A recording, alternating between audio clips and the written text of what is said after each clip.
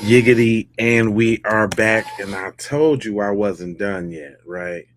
I told you that TMZ on some BS now. I told you that, didn't I? I told you that everybody's busting down this audio. I told you that everybody's busting down that video. I told you that we ain't playing no games.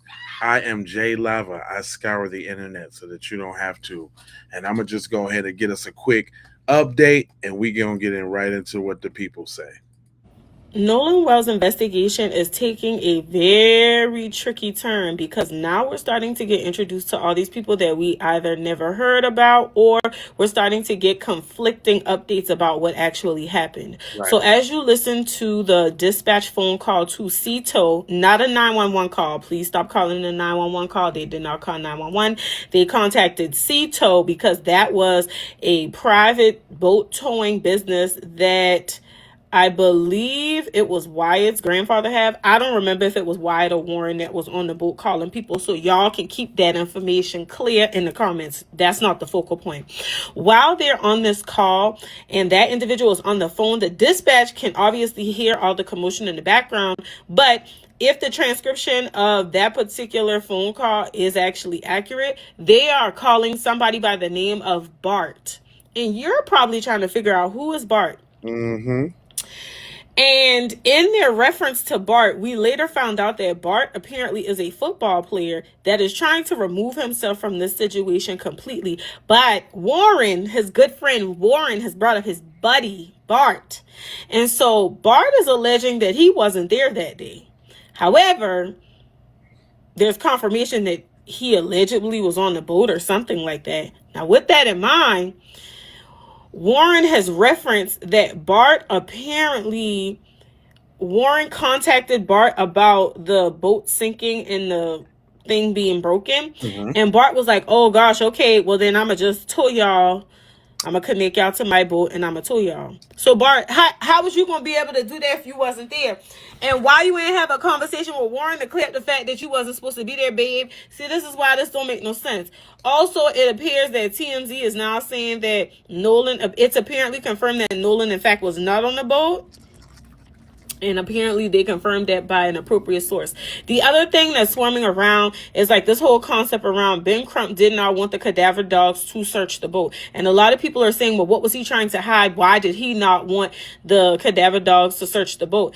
And ultimately, from the explanation that I've received in a deep dive, it appears that the cadaver dogs could jeopardize the integrity of the investigation as it is. And so he didn't want to jeopardize that.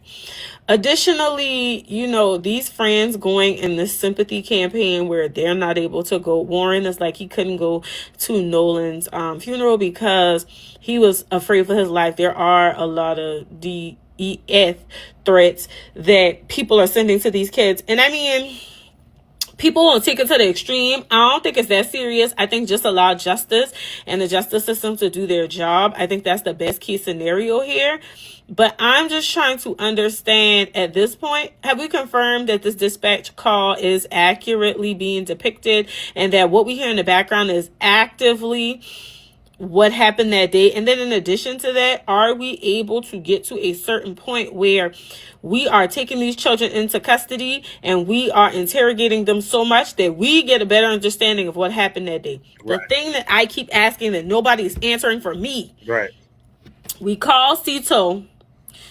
The granddaddy calls CETO and tells them we don't need the tow again. So the captain is like, who's the grandfather? Oh, yeah, I already spoke to him. He said don't come. All right, that's fine. So you call the tow. Y'all saying that y'all policies enforce the concept that if there sounds like distress, you still go. Y'all didn't go. The tow was called. The tow was canceled. Yep. Allegedly, the boat was towed somewhere for that part to be fixed and then going back. So in that window of time is when they went to Fort Bayou or something like that, and then came back to a different dock or something. So what I'm trying to understand is who fixed the boat? Who were the people that actively rescued them or whomever they came across? Why didn't y'all want the Coast Guard to be there? Were there any other boats involved? Because somebody had to help y'all in that hour commute that y'all had and what happened then. In addition to that, I keep saying it is my understanding that the cell phone service there is very sketchy, but somehow everybody was able to use their phone to call somebody. Right. Okay. My next thing is pull everybody's cell phone records, but what you need to be pulling is Find My iPhone, and you also need to be pulling Snapchat and all them other apps that track GPS. Because Exactly. here's where I feel like we cracked the case. You know how in the murder trials they were using his cell phone data to identify like where he was at certain points at certain times because it tracks location at specific times and it can pinpoint things, and then the phone miraculously like stopped tracking certain behaviors and all that type of stuff. I need the forensics on everybody's phone, Right. including Bart. And let's Especially Bart. compare where all these people were in close proximity to each other. Because even if Nolan was left on that island and them children was in that water, it would show two different locations. But if they were close together, they'd all be at the same coordinates. Yep. That's all I have for today. Justice for Nolan Wells. You don't know. You broke that Nolan down. Wells' investigation is No. You broke that down. I like to get her updates. She be coming through with the updates on it. You know what I'm saying? That's for everybody that's just catching up, right? Shout out uh to Miss Fossey Butterfly that just said Willie D said he had a picture of Katie. I'm trying to check that out. I just found something real quick. Let's check it out real quick. I'm gonna go off the beaten path real quick because I want to see what's up with this information. But check him out. Remember, Warren said Nolan was cradling Katie. Mm-hmm. Warren also said that he said something slick to Nolan when he saw Nolan with the girl. Man, But he didn't say, man, did I say all of this or what though? I mean, y'all got to give it up to the boy. I've been saying the same thing that everybody's saying the next day already. the girl's name. He just said he saw him with this girl and he said something slick to him. And, he just he said, I was just joking, And he said, he told Nolan, man, you crazy. He said, dude, you crazy. Yeah. As if to say, you crazy, man, messing around with this dude's girl, man. You know how that dude is, man. You crazy for doing that. You wild. It has also been revealed that on the 4th of July, this so-called best friend of Nolan Wells was trying to purposely leave Nolan behind at home. They didn't even want Nolan on the trip with them. Perhaps it was because they knew Bart would be there. Maybe they thought or knew Bart would be looking for some trouble. Who knows?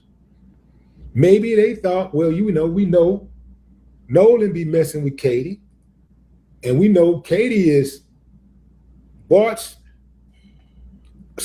old squeeze. Don't know if they were still together, supposed to be still together, trying to work it out or what. But at some point, they were in a relationship. Maybe Bart didn't know how to let go, or maybe he got jealous because, oh man, this the coldest one right here, y'all.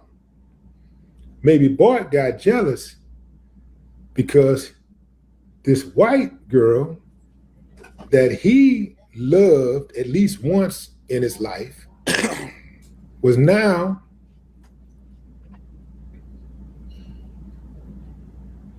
involved with a black guy. Oh man, talk about whoo. Man, have we been saying that or have we been saying that? Have we been saying that or have we been saying that? And then the funny thing is, everybody in the world is trying to help this dude cover up. It's the kicker of the football team. Y'all doing all of this for the kicker on the football team. Now you know they talking about.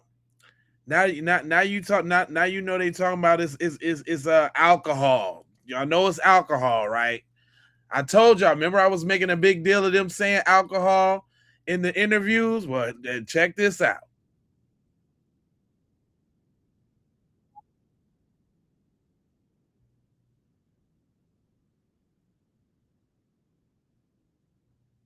Uh-oh. Can y'all hear that? Hold on. It didn't look like I was getting no volume off of that. Hold on.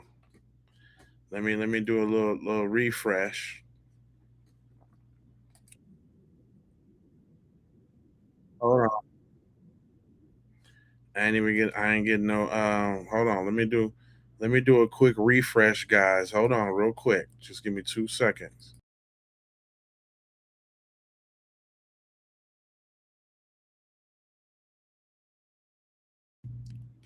Oh yeah.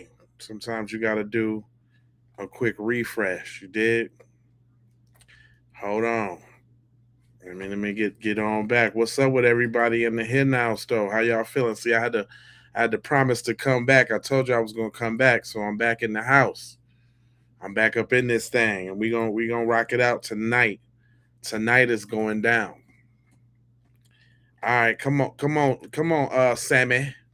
General Lynn Fitch says those threatening Nolan Wells' investigation will be held accountable. How about holding the people accountable who did this to Nolan Wells? Isn't it amazing how much they're coming after people for trying to just bring awareness to what happened to this poor kid and trying to figure it out? She said efforts to intimidate, disrupt, or interfere with the work of our law enforcement and prosecutors and threats to their well-being will be taken seriously and will hold those who make them accountable. So y'all already know who the next devil's gonna be, right? If y'all don't know, hold on. Let me show y'all. Everybody in the squad has become a devil, thanks to yours truly. So if y'all on social media and y'all see these devils, just know they came from here. But we got Tristan or Tracy. Some damn devils. It ain't no other way. They all devils. So we got Tristan. He's a devil. We got Bart. Bart is a devil, right? We got the Attorney General. Straight devilish. She is. We got the whole squad. Don't worry about it. We got Tate Reeves, the big horn devil in charge, that said it was no foul play after he didn't know, wasn't no facts about the case. Even the little chief medical examiner, he catches strays too. His name is Mark Levine. He's a devil as well. We got the Mississippi coroner. His name is Bruce Lynn Jr. Bruce Lynn Jr. is also a devil. Then we got Sheriff Ledworser. His name is Ledbetter, but I call him Ledworser. Sheriff Ledworser, who came right out and said that there was no foul play right off the top. Right off the top, no foul play. Sheriff Ledworser. The only reason I'm doing this because I want y'all to put these faces with these names, okay? So that's Sheriff Ledbetter. Then we got Morgan, who was out there on the boat. He was in the picture with Nolan Wells. This was he was one of the dudes in the original picture. Morgan, right? Dweeb. Then we got Eli Jax. When y'all be hearing that name Jax going around, Jax, it's this nigga. This dweeb right here, Jax. Okay. Then the one they really be talking about, the one whose boat it was on, Bad Suit Wyatt, County Bluebell, Musty Bow Tie Wyatt. That's another dweeb. That's another one of their friends. Also a devil. Because they know what happened to Nolan Wells. You understand what I'm saying? Eric is the one that was on his right side, also on the boat. Little pizza face Eric, another devil, another dweeb, okay? Then we got the apple of everybody's eye. The apple. The one they doing it for. The one they got the cape on for. Mrs. Katie Devilish Mayo Buns McCormick. That's her. That's who they. So this was supposed to be Bart's chick right here. Bart was supposed to be on this one. And then last but not least, we got fake friend Warren the Devil Hudson. Warren the Devil Hudson. And it all, just so y'all know, it all got kicked off. Hold up. The reason why they questioned in the autopsy, right, is because of the devil, Stacy Turner. Stacy Turner is also the devil that has also marked some black men's cases suicidal and inconclusive. She's already done that. So this is the reason why we question in the autopsy. Where that neck at, Stacy? Stacy, where that neck at? Right? Then you got your boy, the Mississippi Public Safety Commissioner. He talking about urging the public to stop speculating on Nolan Wells' case. Speculation on what, little devil boy? What you talking about, man? Huh? He can get it too. Then we got the head devil in charge. I think the one that's quarterbacking everything, the one who had her number on the tip hotline, the one that's trying to block and weave, Judge Ashley Cole. So I have single-handedly exposed these people for what their true form is. And guess who's next? Can y'all guess who's next? Do I got somebody else to add to the devil's list? You sure? You're damn right.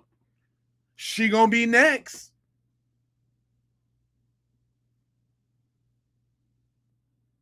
Thank you for the jewels. Oh yeah, she gonna be next. This is what we do here. Make sure you hit that subscribe and like that thing. You know what I'm saying? Because we're not playing games over here.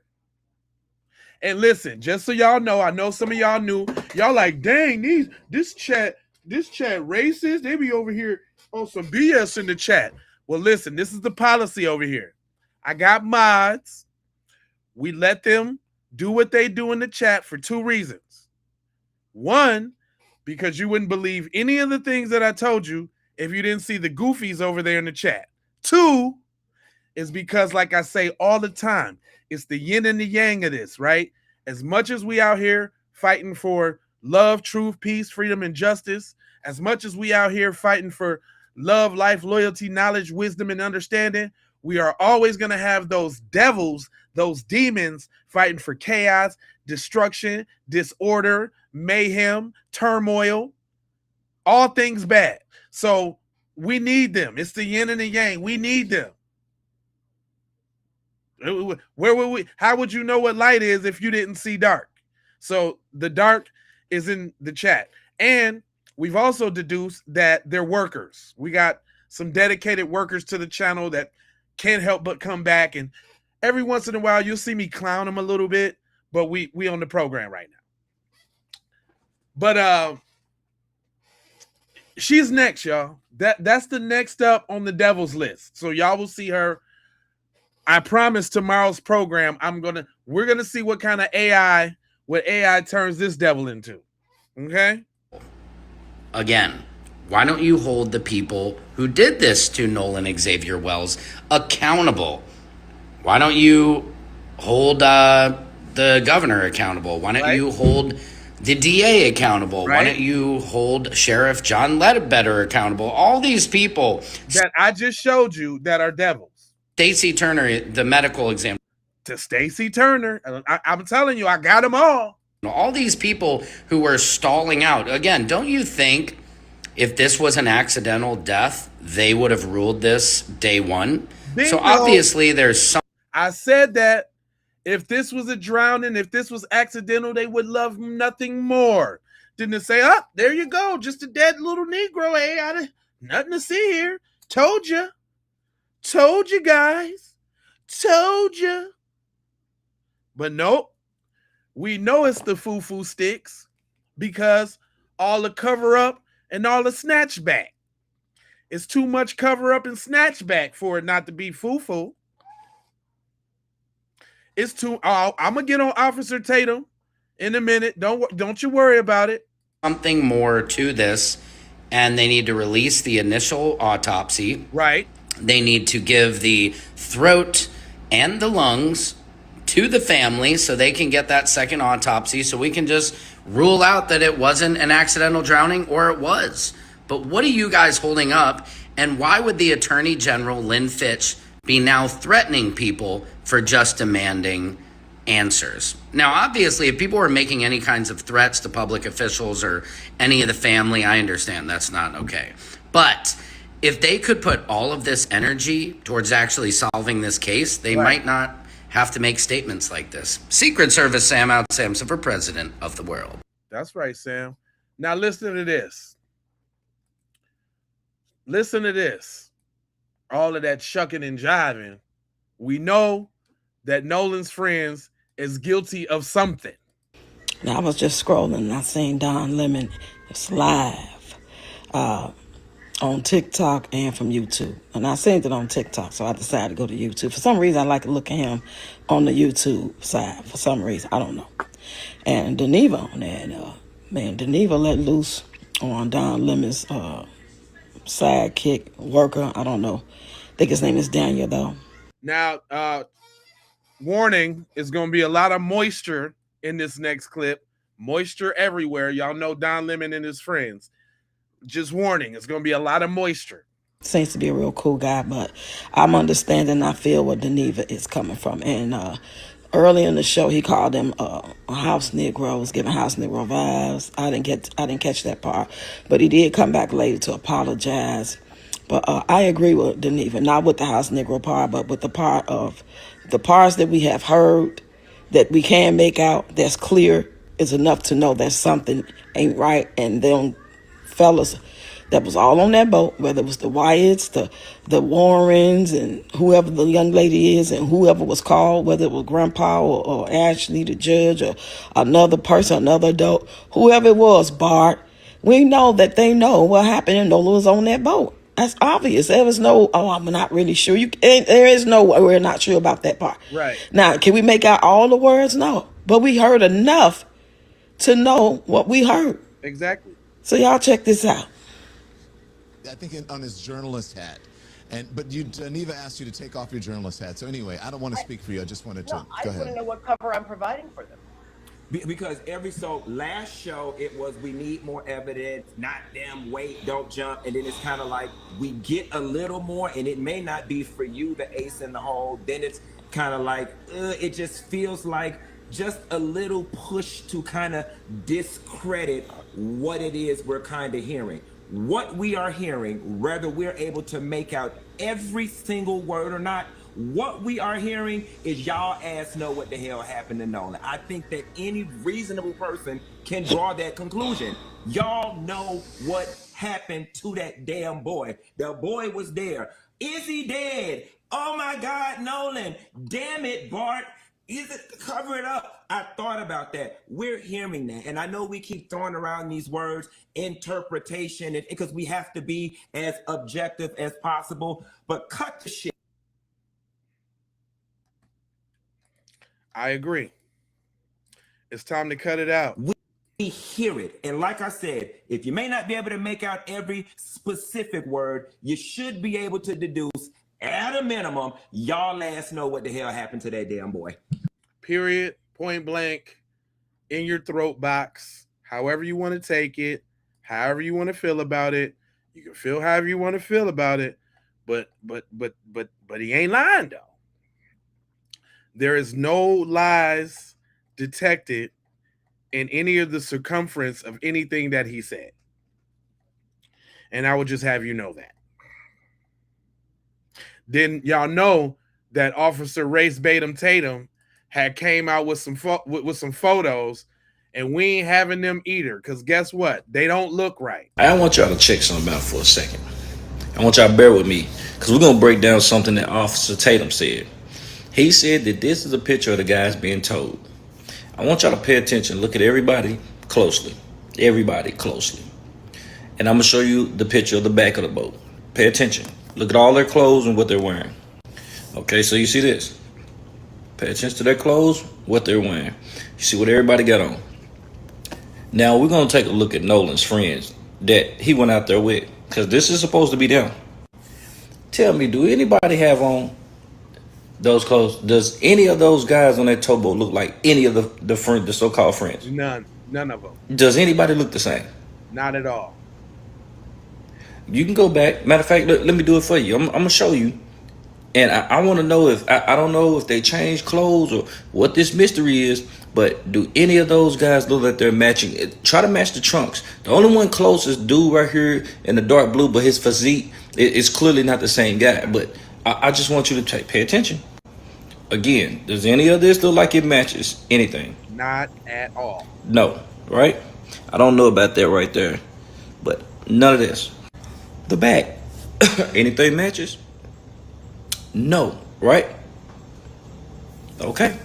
I thought for a minute that this could be the guy in the red, but in fact, the red shorts that the guy, or orange shorts that the guy that's on the boat with Nolan has on, has like a flower design on. This guy has a solid pattern, so that can't be the same guy. I just want to know where the hell is his friends? Is it the same boat? I don't see him. I don't know if they changed clothes or what, but I'm just saying. Did y'all notice that?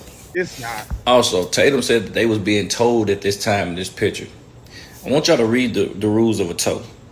It says no passenger must never stand on the rails, gunwales, or seat backs of the boat while being towed. Passengers should always wear life jackets, remain seated inside the boat, and keep a safe distance from the taut tow line and to prevent falling overboard during sudden jerks or turns. Safety rules during a tow. Stay seated. Remain in low, designated cockpit or cabin seats inside the hull. Avoid lines. Keep clear of direct lines and high tension ropes in case the cleat or the line breaks. Wear life jackets. Ensure all passengers have on a U.S. Coast Guard approved personal flotation device and it is properly secured. So, okay, that's the rules. Read. No passengers must stand on rails. What do we see? We seen all that. Everything that you see in here is what the passengers was actually doing. So, do the tow company not follow their own rules? And the reason why they do follow these rules, so it's if you fall off or something like that while they're towing, they're liable for you. Exactly. So they ask you to stay seated. You know what I'm saying? They ask you to sit down, have your seatbelts on, and all this and that. They don't let you just stand around the cockpit on the rails. So, are they being told at this time, or is Officer race baiting Tatum just saying that to get us to take our eye off really what's happening? What y'all think? I want y'all to check something out for a second. I'm just saying. I want y'all to bear. They did try to put that out like, look at us.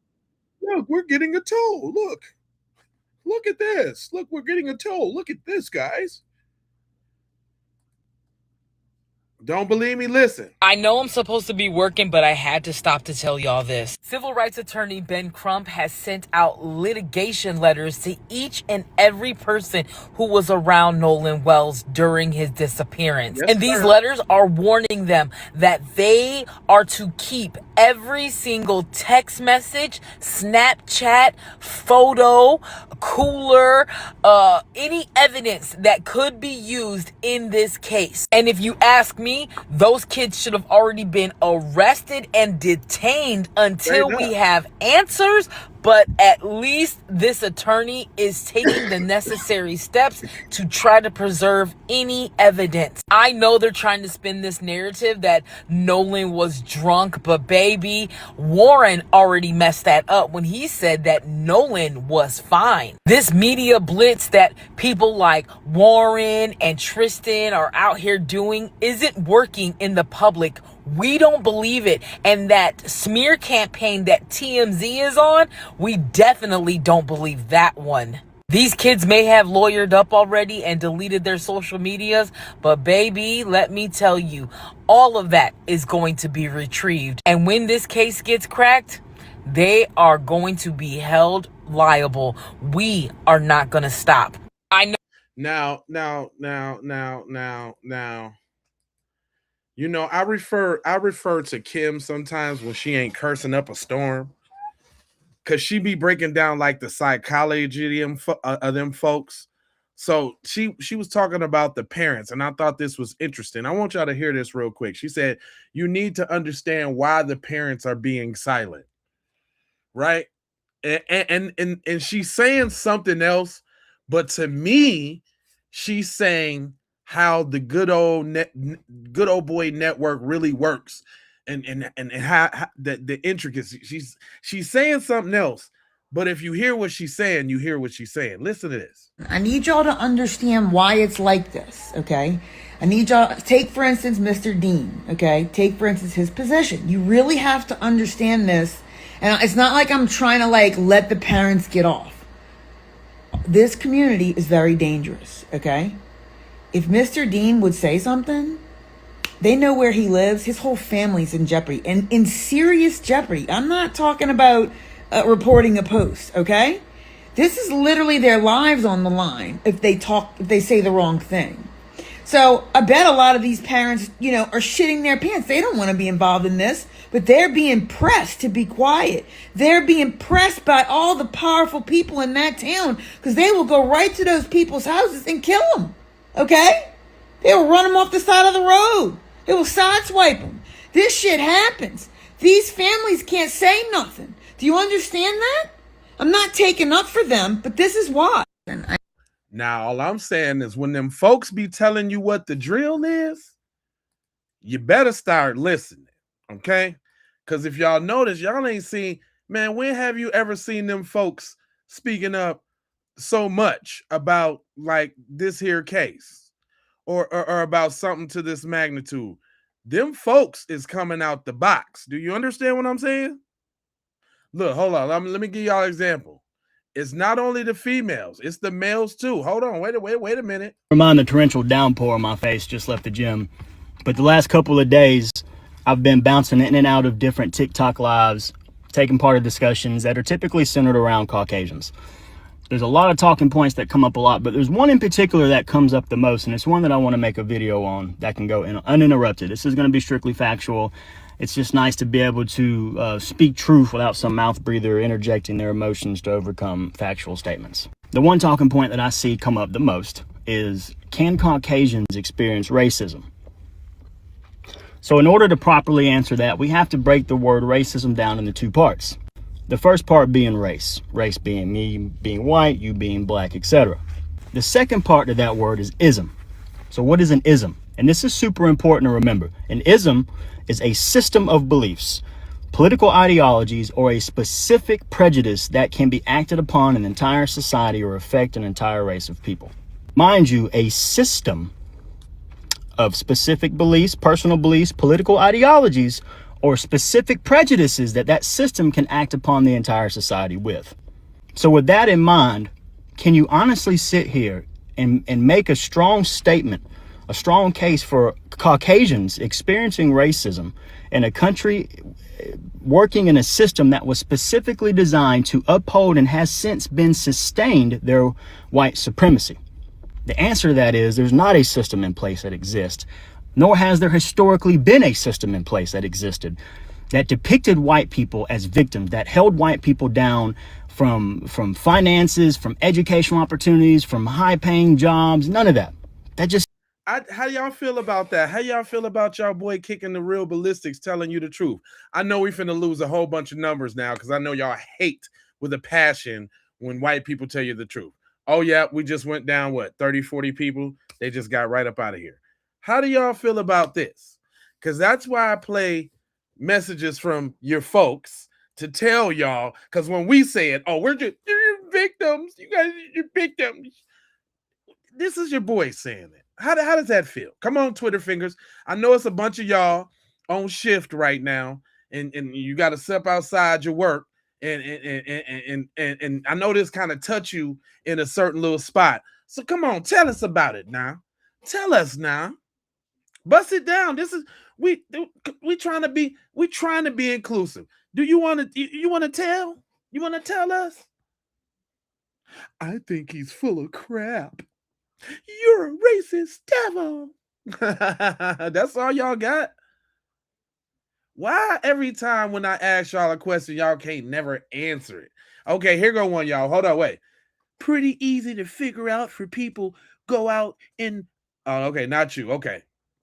You and my bad, Johnny. I ain't mean to get you. Johnny Wayne, I ain't never seen your name, so I ain't know if you was tripping or not.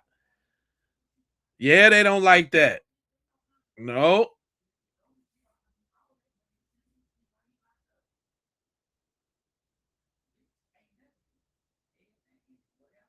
I was just trying to give y'all a little chance to for a retort. I don't see anything. All right, so I'm gonna go ahead and let that go. Go ahead and let him cook. Simply doesn't happen.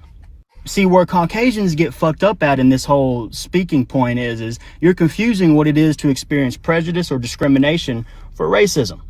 Meaning you have anecdotals, right? Maybe you got discriminated against at your job because you're a male or because you're white. Maybe somebody called you a cracker or a honky or a snow roach or 8.5 or a sun dodger. Stormtrooper or a cornstarch warrior. At most, your feelings get hurt. That's all. That's all you get. Little feelings hurt. You get a little tap on your bottom, and it don't feel. Look, I lost about 100 people when I said that. They can't stand that. Ooh, they be jumping up out of here. Man, you know what I notice about these numbers? They be in here watching like a mug, but they be getting in their feelings when they start hearing about themselves. They be getting in their feelings. If you know, you know. What's already known ain't got to be explained. Cornstarch warriors, I caught that. I liked it, that one too. I liked it, that one. I was like, I'm gonna have to tuck that one in there somewhere. I'm gonna have to tuck that one. Cornstarch warriors, I'm gonna have to tuck that one.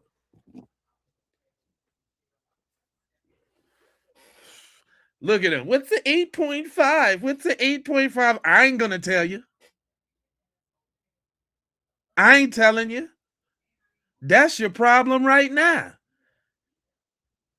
You're dipping in the mustard and you can't catch up. That's your problem. That's your problem right there. Envelopes, yep. Come on now. That's your problem. You always trying to know something. You always trying to know something with your nosy ass. Or because you're white. Maybe somebody called you a cracker or a honky or a stormtrooper or a cornstarch warrior. At most, your feelings get hurt. You see, that's anecdotal. It doesn't affect an entire society as a whole.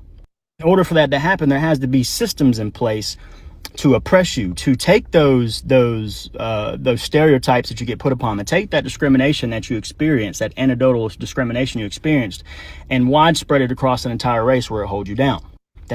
So is that what's going on in this Nolan Wells case, y'all?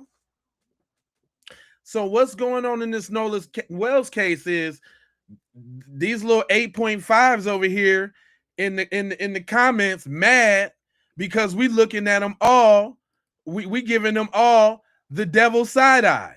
Oh yeah, that's why they're mad. They're mad because everybody's looking at them like they demons. And they're like, no, man, that's not fair. Everybody's not like that. Well, you spent all that time not saying nothing, not speaking up, letting your people run wild. And now that we calling your folks out, you don't like that. Now you don't like it. Now we're not being fair. Now we got to wait for all the facts to come out. Why don't you guys wait till the investigation concludes, you know? Just all the facts to come out. No. Even mad. Listen, y'all, they even mad because you got the nerve to have the conversation with your cheering talking about don't go around these folks. They're mad about that. What do you mean don't go around us? They might come up dead when they're around you. What you mean what I mean? What do you mean what I mean? We're not all like that. But we all on food stamps though. But we all EBT though. We're all lazy. We're all victims. That it works both ways, bro. It works both ways. And I think y'all feeling that right now. You feeling it. And guess what you're going to have to do? You're going to have to hold this L. You're just going to have to hold it and cradle it. Just like Nolan was Katie's buns. You're just going to have to cradle that.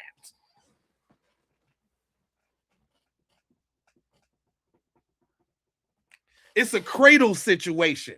It's time for you to cradle it. That's what you do. You know, it's time for you to do some cradling.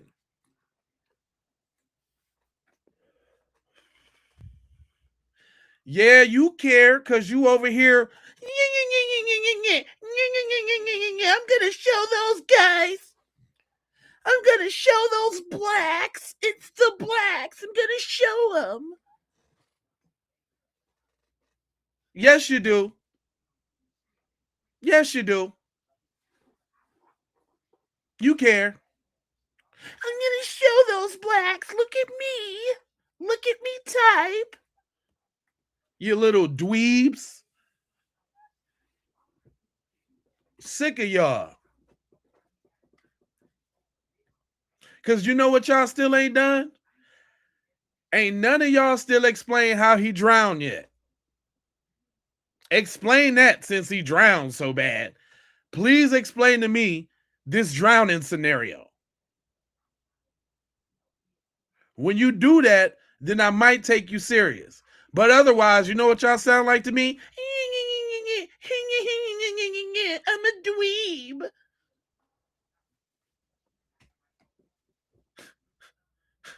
All of y'all. Especially you workers. Island Charles, that's what's up. Welcome to the family, bro. This is how we do. Yeah, crickets like a mug. Neon crickets. Hey, and I always lose a couple hundred people, but you know what the beauty of YouTube is? They're gonna send a whole nother wave of dweebs in, and I'm gonna get them again. I'm gonna get them one more time. Now y'all need to hear what your boy's saying, because when they be telling the truth, y'all don't be wanting to listen. Word, Charles, I appreciate that. Y'all need to listen. Let me bring it back, because he was telling you now. Caucasians get fucked up at in this whole speaking point is you're confusing what it is to experience prejudice or discrimination for racism. Meaning you have anecdotals, right? Maybe you got discriminated against at your job because you're a male or because you're white. Maybe somebody called you a... Which never happens, by the way. That's a little of his whiteness bleeding through, but I feel the message, brother. I feel the message. But that never happened. You might have thought it was happening, but that never happened. That was a slight little DEI little that never happened, bro. But go on. Cracker or a honky or Snow Roach, 8.5. Mayo Mafia. Translucent Salamander.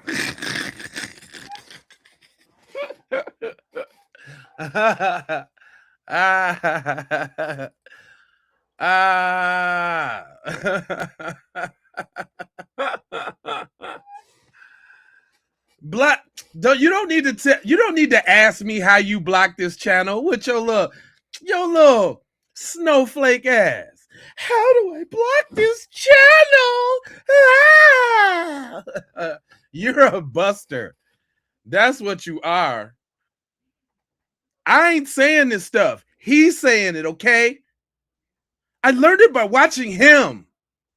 Okay? I learned it by watching him. Okay? I'm not saying this stuff. He's saying it. And this whole speaking point is you're confusing what it is to experience prejudice or discrimination for racism. Meaning you have anecdotals, right? Maybe you got discriminated against at your job because you're a male or because you're white.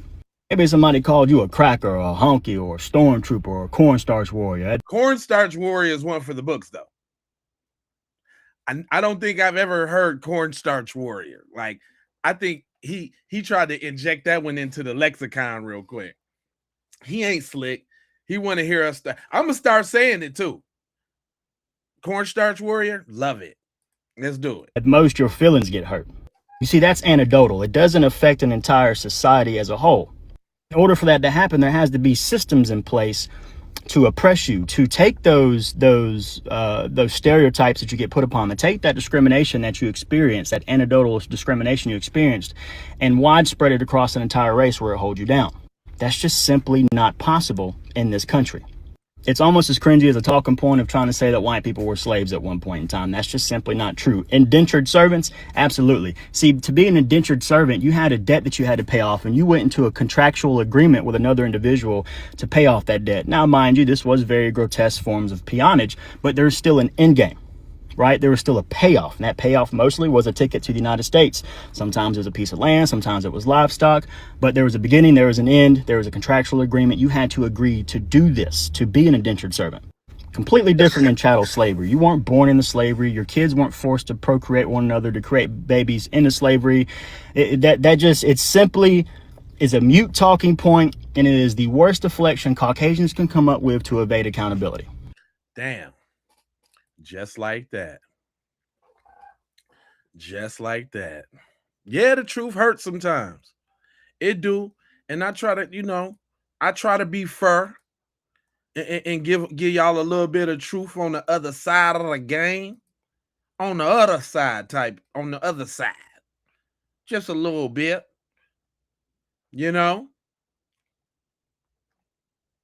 But I'm just little old me. Look, we got TMZ out here. Didn't I tell y'all everybody was on TMZ necklace? So now that the audio done came out and we done overheard their whole entire conversation, y'all called Nolan's name and everything. Now you got TMZ trying to backtrack, talking about 2 witnesses came forward saying that they saw him after 6 p.m. still walking around on the beach. Well, if that's the case, then why are you just now coming out? And who are the 2 damn witnesses? And not only that, they're trying to tarnish Nolan's name by saying, oh, he was just so drunk. They got reports saying that he was walking around the Durham Beach drunk, but yet Warren, in his whole doggone testimony that he did with freaking Uncle Ruckus, old racist, says, he sat up there and said, oh no, Nolan was fine the entire time. Well, honey, if he was drunk, don't you think Warren would have said it? Don't you think he would have said it in the little interview that he was doing? Don't you think he would have said it then? Why now all of a sudden that this audio done come out, now y'all want to talk about, oh, he was drunk. Oh, he was there walking around after 6 p.m. Stop lying. And you guys are trying to gaslight us by trying to tell us, oh, y'all didn't hear what y'all thought y'all heard. No, bitch, I heard what the fuck I heard. Now they want to walk around like they the damn victim. And you're just so sorry for that. You are a sorry ass individual for that. Yeah. Now you want to walk around like you're the victim. Oh my God, they're threatening us and they're just doing all of this. How dare them? We're threatening you because we think you did something. Right.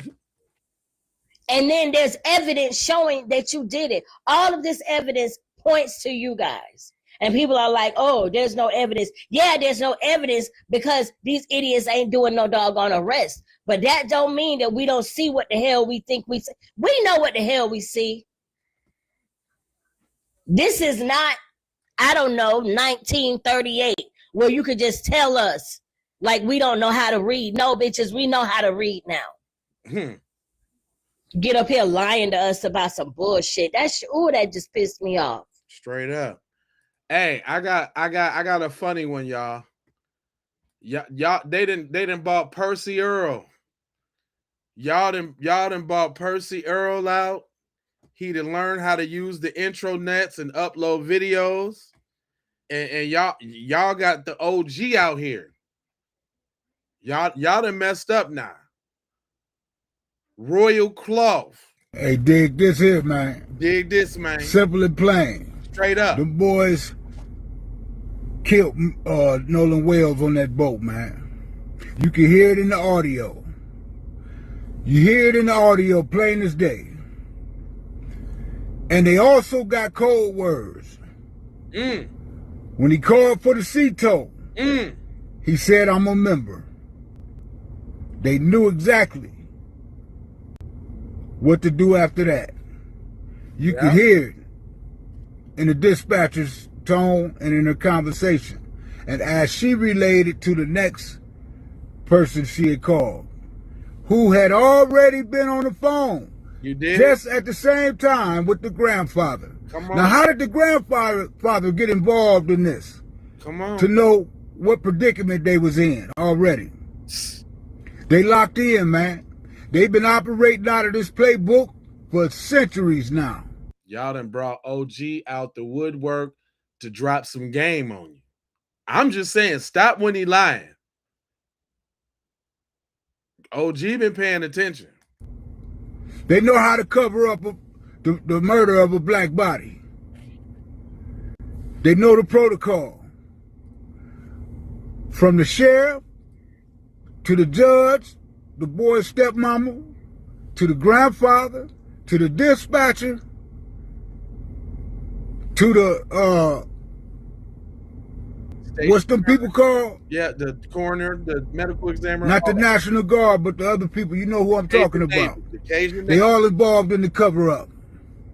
They locked in. They tied in. Everybody involved is heavyweights. Y'all did not. I've been telling y'all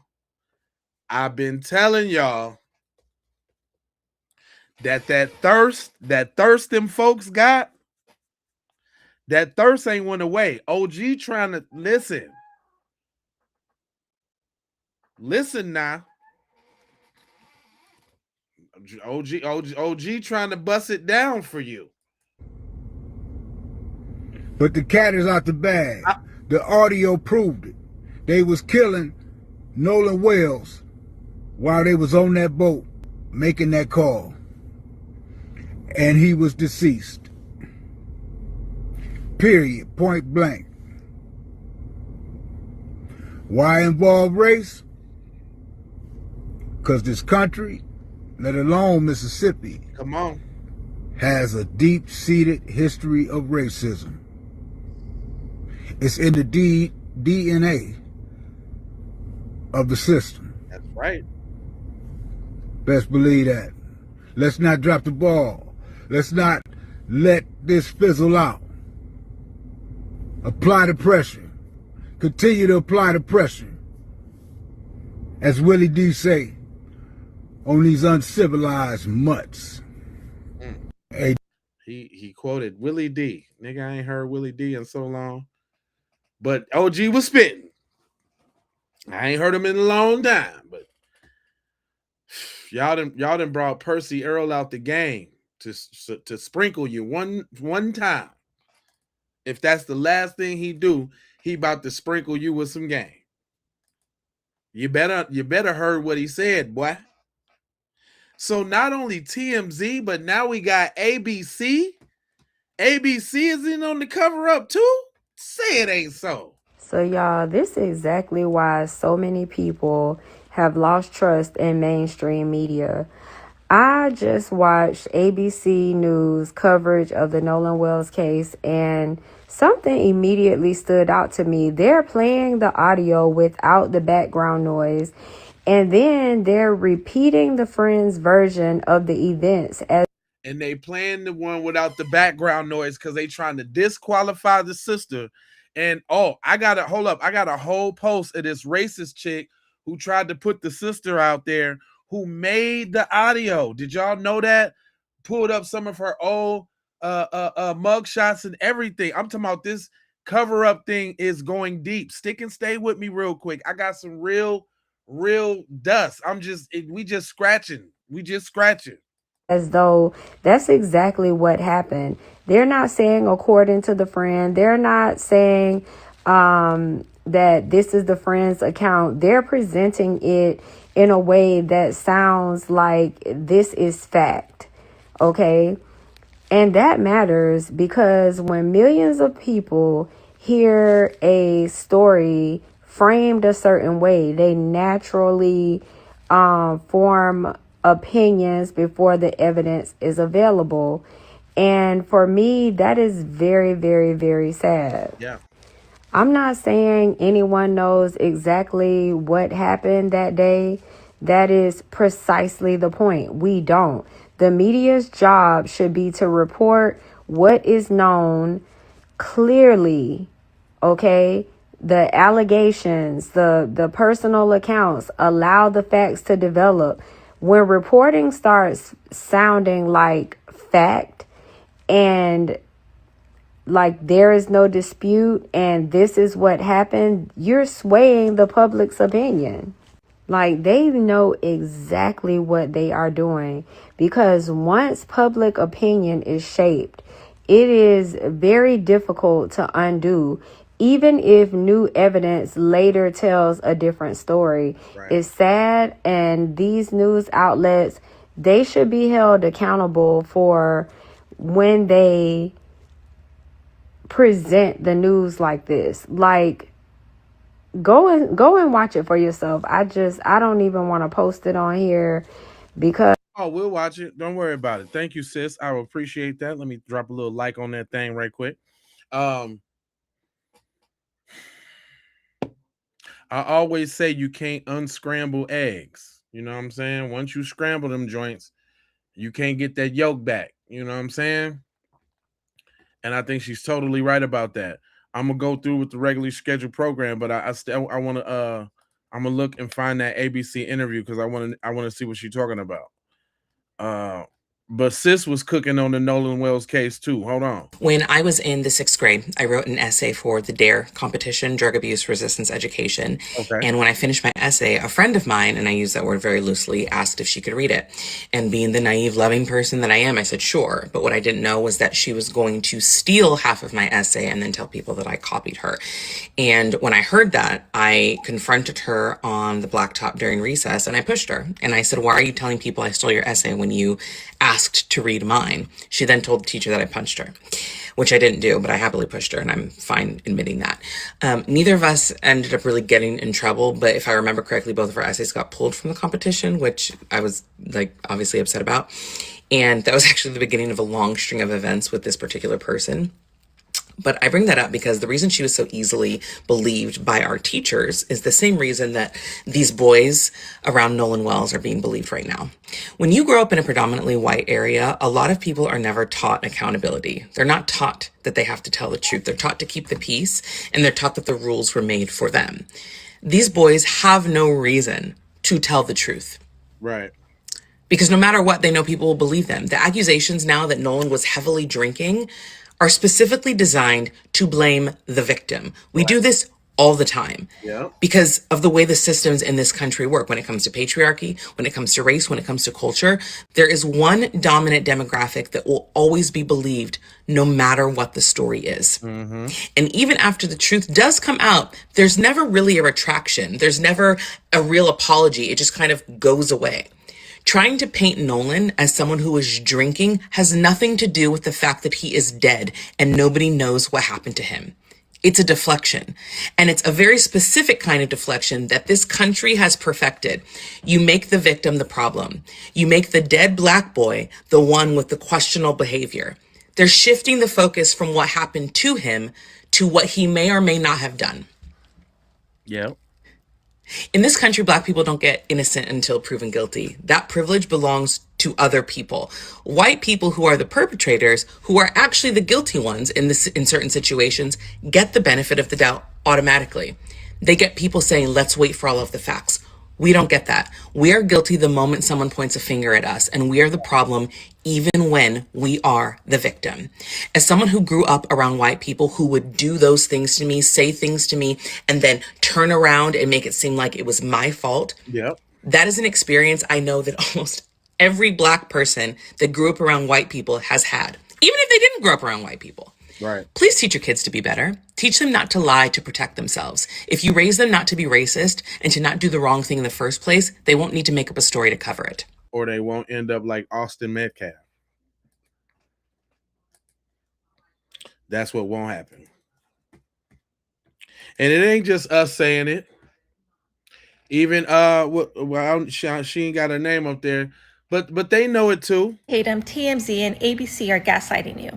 They cut off the beginning part of the audio so you can't hear what is actually being said. Many sound engineers went in and made it clear so we can hear what they are saying. Now, why is everyone mad at me for asking questions on Brandon Tatum's videos that he's posting? He's impeding an investigation. Where is the audio in that video? Does it match up with Warren's spliced interview that he did? Because according to him, he last saw Nolan at 3 p.m. But then he goes on to say when the boat's going down, his okay, apparently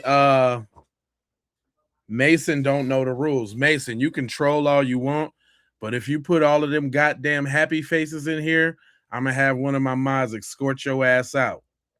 Now behave yourself, boy, before you gone. Okay? We don't need all your it take you a long time to even do that, you little dweeb.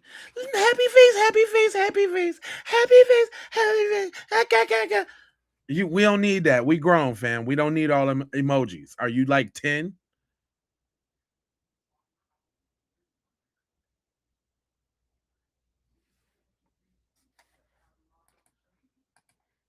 buddies are saying, Nolan, get the F on the boat. Well, can you hear that in the audio? Is that before or after? Because they also said there were 3 boats back.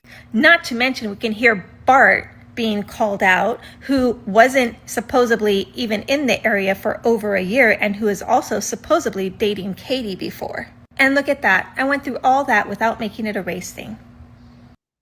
Brandon Tatum, TMZ, and ABC are gaslighting you. Right. They cut off the beginning part of the audio so you can't hear what is actually being said. Many sound engineers went in and made it clear so we can hear what they are saying. Right. Now, why is everyone mad at me for asking questions on Brandon Tatum's videos that he's posting? He's impeding an investigation. Where is the audio in that video? Does it match up with Warren's spliced interview that he did? Because according to him, he last saw Nolan at 3 p.m. But then he goes on to say when the boat's going down, his buddies are saying, Nolan, get the F on the boat. Yep. Well, can you hear that in the audio? Is that before or after? Because they also said there were 3 boats back. Not to mention, we can hear Bart being called out, who wasn't supposedly even in the area for over a year and who is also supposedly dating Katie before. And damn, she spilled all the tea just real nice and concise. That's see, now we getting down to the nitty. It's coming on now. Every day, a little drip, a little drip. And we've been saying it for the longest time. It's about that girl. Cause and we, you know who gave it away though? It was Warren and it was Trace that gave it away because they both had something to say about Katie. Like they just couldn't let it go. Like they even had to make it known. Yeah, I said something slick to him about Katie. Then and Warren was like, yeah, he was over there cradling Katie. Like they was both about to have a heart attack about that. Purple flower, hey.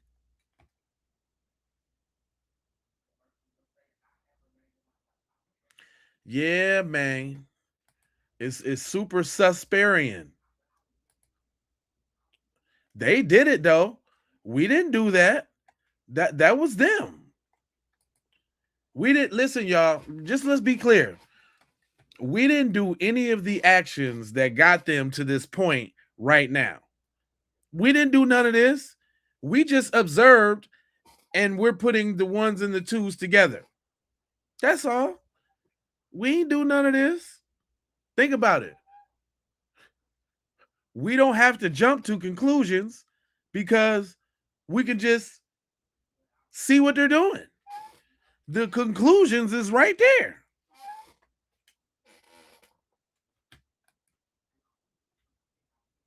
Now, I like sis because she been coming with the read between the lines. She say Jackson County deep state mafia covered Nolan's death up. Check her out now. Now listen.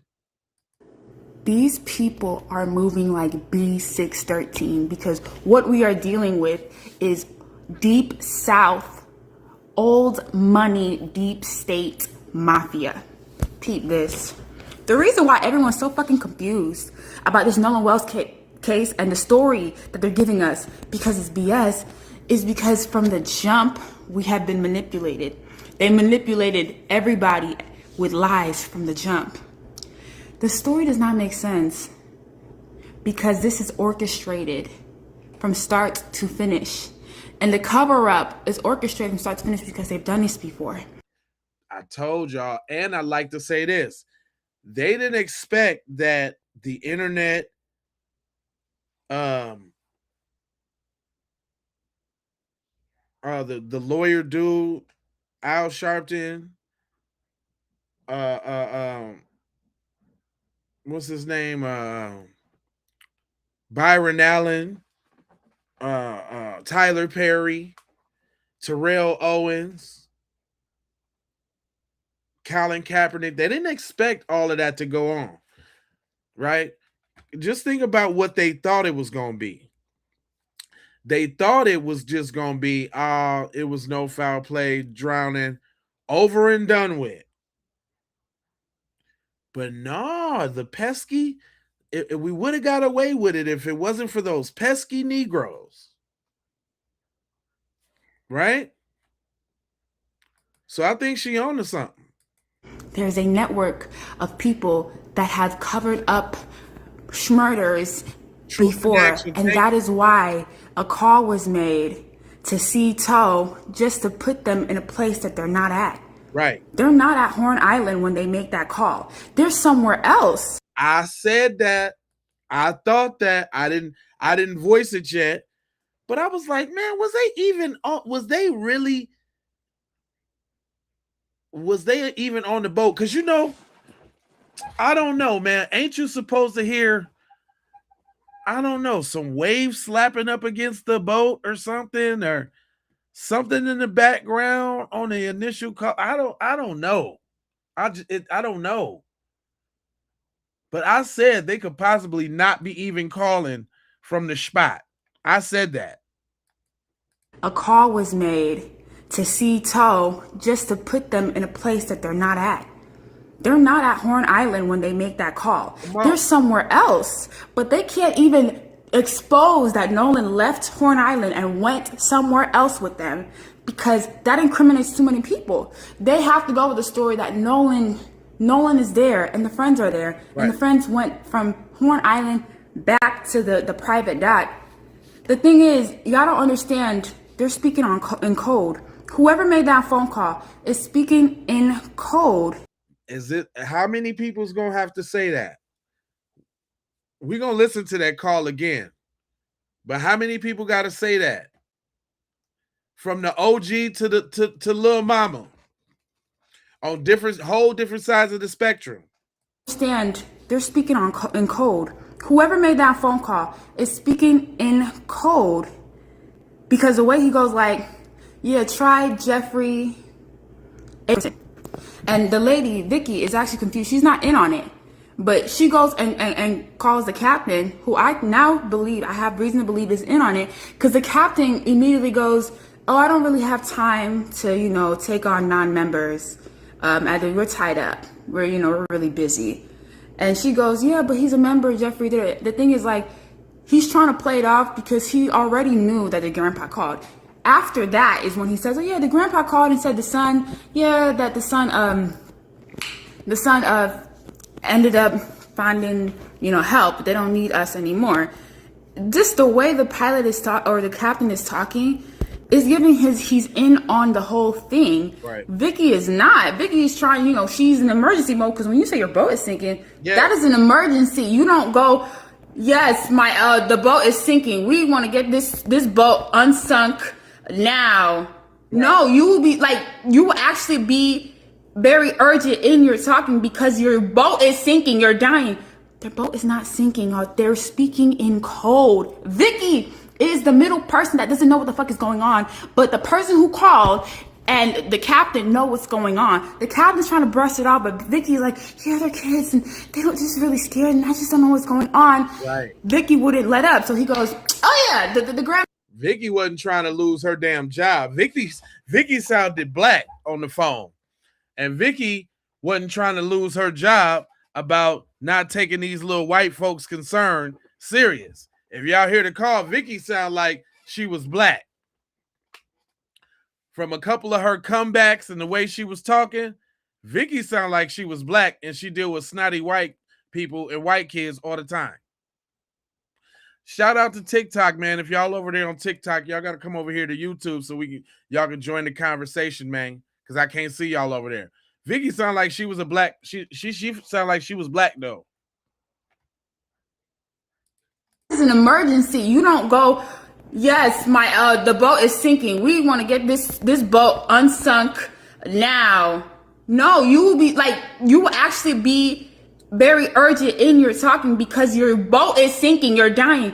Their boat is not sinking. They're speaking in code. Vicky is the middle person that doesn't know what the fuck is going on, but the person who called and the captain know what's going on. The captain's trying to brush it off, but Vicky's like, yeah, they're kids and they look just really scared and I just don't know what's going on. Vicky wouldn't let up, so he goes, oh yeah, the grandpa called and he said, yeah, they don't need any help anymore and they fixed it. Let me talk to the grandson and then I'll talk to the grandpa again. The thing is, the guy that called hung up for some reason. But yeah, they're trying to get Vicky out the way. Vicky don't know what the fuck going on. The captain do though. That is cold, because most likely they were going to find a way to take Nolan's body somewhere else. That's what people are not getting. And that was what was stumping me, because I was like, what the fuck is the point of making this call? Okay, give them an alibi to put them on Horn Island when they're not there. But then, why would they go out their way? Because the sea tow people, they're actually cleanup crew, y'all. They clean shit like this up. They take boats with bodies and place them in other islands and have other people involved, so that these people can make sure there's nothing suspicious about the body, handle the body correctly so no fingerprints can be attached to them whatsoever, and then at their convenience, strategically plant the body somewhere else, so that when the police officially finds it, it can look like the accident it's not. Right. We talk about how these motherfuckers cover up black deaths, and y'all know that the body was so-called found by an anonymous officer.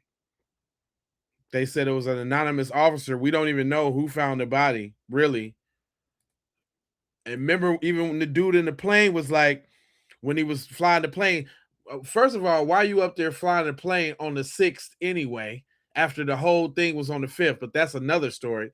But remember, he was flying the plane, and he's talking about he's seen a bunch of officers down there, but he ended up somehow getting pictures of the body. Remember, the Coast Guard, the Cajun Navy dude had pictures of the body, talking about, I'm gonna get the pictures to the family if they want them. The sheriff is part of the cleanup crew. But she cooking though. Don't tell me we ain't got no great black minds. Don't tell me that. She cooking. And place them in other islands and have other people involved, so that these people can make sure there's nothing suspicious about the body, handle the body correctly so no fingerprints can be attached to them whatsoever, and then at their convenience, strategically plant the body somewhere else, so that when the police officially officially finds it, it can look like the accident. It's not. We talk about how these motherfuckers cover up black deaths, and you don't understand it's a fucking system. I refuse to believe they were all sloppy and slapdash. Now, the person calling slow because he not understanding that they could hear the commotion. That was his fuck up. But he's doing that on somebody's orders. There's a reason. Try Jeffrey Akerson. Try Jeffrey Akerson. If that's your grandpa, you'd be like, yeah, we have a membership, and it's my grandpa, and da-da-da. Try Jeffrey Akerson. It's giving, somebody told you, say this particular name, and it's going to be a code for something. It's going to, you know, like. Jeffrey Akerson do sound sus as hell. I ain't even gonna lie, though. I ain't even gonna lie to you. I ain't even gonna lie to you. Come on, let's go ahead. Let's go ahead and take another listen then. I guess that's all we got to do. My brother say he got it locked down. Check it out. Arrest everybody. Judge, I don't trust them investigators, and I don't trust them kids. At this point, the only person I do trust is the good sister, Janetta Brantley. Just take a quick look at her credentials because she's probably been as important as anybody to us knowing anything about what really happened out there. With her skills as an audio engineer, she cleaned up the background noise and created a transcript of what she believed she heard during that initial call. You can go to her page and listen to it for yourself, but you can look at this transcript here of what she was able to retrieve. Can we cover it up? Yeah, I thought about that. Oh, someone says you killed him. Someone says he's already dead. Is he dead? Yeah. You hear somebody say Nolan, oh my God, so on and so forth. Towards the end, you hear somebody saying, get the F up. You hear somebody say, damn it, Bart. And then you hear somebody say, no one's really dead. And I have to share this because the audio you hear on Nancy Grace or on TMZ, the person who did this first was that sister and now has applied pressure to the powers that be to release audio. And they did. One more time, please.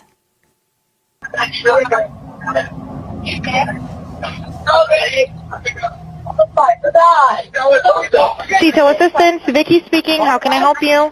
Now, here's who released this audio. Nancy, this is coming from the from Mississippi, from the actual official. Okay, when we get into the Mississippi Fish and Wildlife and the reserve putting this out for the public. This audio is from the Mississippi Division of Wildlife. It's their official audio of that day. Now, mind you, they don't put this audio out until this sister releases the audio, right? Then all of a sudden, the Mississippi Wildlife, they release it. It wasn't the FBI, CIA, detectives, Coast Guard, nobody. It wasn't until that sister released that all of a sudden we got some official audio now. Right. And if this audio is authentic and real, then there's multiple folks that's involved in this cover-up. From the judge, stepmom, to the detectives, to all of them. And on this Tuesday, we still have no indictments, no charges, no arrests. Much love to the Wells family. I don't trust that judge. I don't trust them investigators. And I don't trust them kids. Was he spitting or was he spitting? You can't tell me we ain't got no great minds. I'm just really not trying to hear that. I'm not trying to hear any of that. I'm just you know, it just don't make no sense. I'll tell you this though. Everybody got TMZ on their radar. I'm gonna tell you that right now. Tell you that right now. Everybody got TMZ all on their radar right now. Check this out. Hey guys, a huge breakthrough in the Nolan Wells case, okay? TMZ magically, after the first 30 seconds that they edited it out, and the sound was out, it was enhanced, there's all this stuff going on. Go ahead and watch my live. An actual audio-visual veteran of 20 years actually broke down without AI what was true, what was fake, and what was true was horrible, okay? However, conveniently, okay, just conveniently, after new evidence leak, the moment verified audio is literally enhanced and revealed, now TMZ is able to get in contact with all the kids and all the investigators. The district attorney told us to hold off and they can't release information. They're now giving quotes to TMZ. The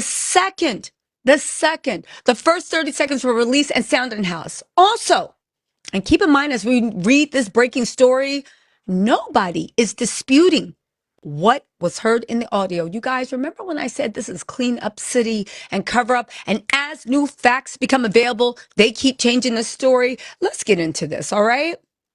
TMZ says evidence shows that Nolan was on the island when the Ferns boat left. I said, what's the evidence? A Snapchat, a picture? You better not say two magical witnesses. Spoiler alert, it is two magical witnesses. They said evidence apparently shows Nolan Wells was still on Horn Island when his friends left the boat. TMZ has learned. Sources with direct knowledge on the investigation. Now, remember, the Mississippi DA was like, we cannot release any information or the autopsy to protect the sanctimony. But yet TMZ is flowing all through the law enforcement people getting the deep down on what happened. All right. Sources with direct knowledge of the investigation claims authorities have evidence of Nolan being in the Mississippi Barrier Island after the boat departed on July 4th, which would be a huge development. We're told at least two witnesses who were interviewed by law enforcement say they saw Nolan on the island after the boat headed back to mainland. That's significant for many reasons.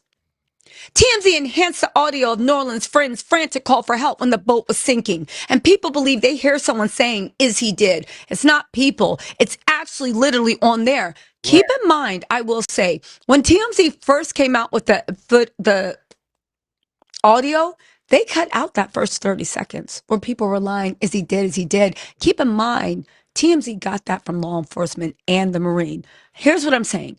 I'm not saying TMZ is crooked or evil. I am saying that they are mercenaries and they go to the highest bidder, is what I'm saying.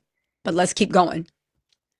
They said, but but our sources tell us people in the boat have heard the enhanced audio and are telling people around them the audio is only panic from the boat sinking. So nobody's disputing what we heard. They're now trying to say that panic, is he dead? Is he dead? Was because they were panicking from the boat sinking. But why were they still on the boat if the boat was sinking? Why didn't they get off the boat? Why did they get on the boat that was actually sinking? Because it started sinking. It started sinking and then they departed. More importantly, right? They say the call is from one of the guys on the boat, Wyatt Preon, not Warren, Wyatt Preon, who called Cito a private tow sources. However, the sources won't elaborate on the specifics of what was said during the emergency call. Our sources also explain that even though Cito was sending a boat to tow Nolan's buddies, a friend in another boat saw the commotion and towed them instead. Okay, so here's what I'm saying.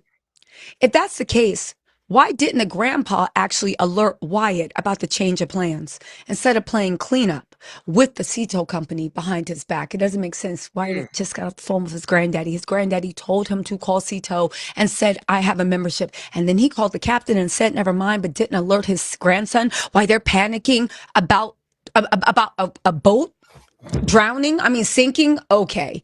Right. More importantly, and this is important, again, nothing makes sense, right? And also, who's the person that told them? Who's the person that told them?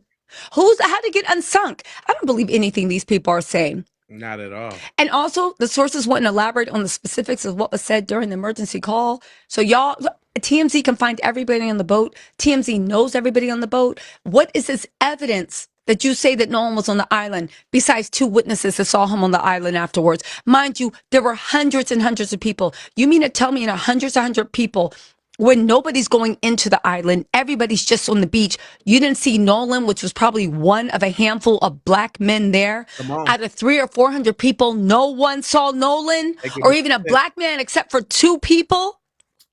All right. Okay. I love the way TMZ is really pushing for answers. All right.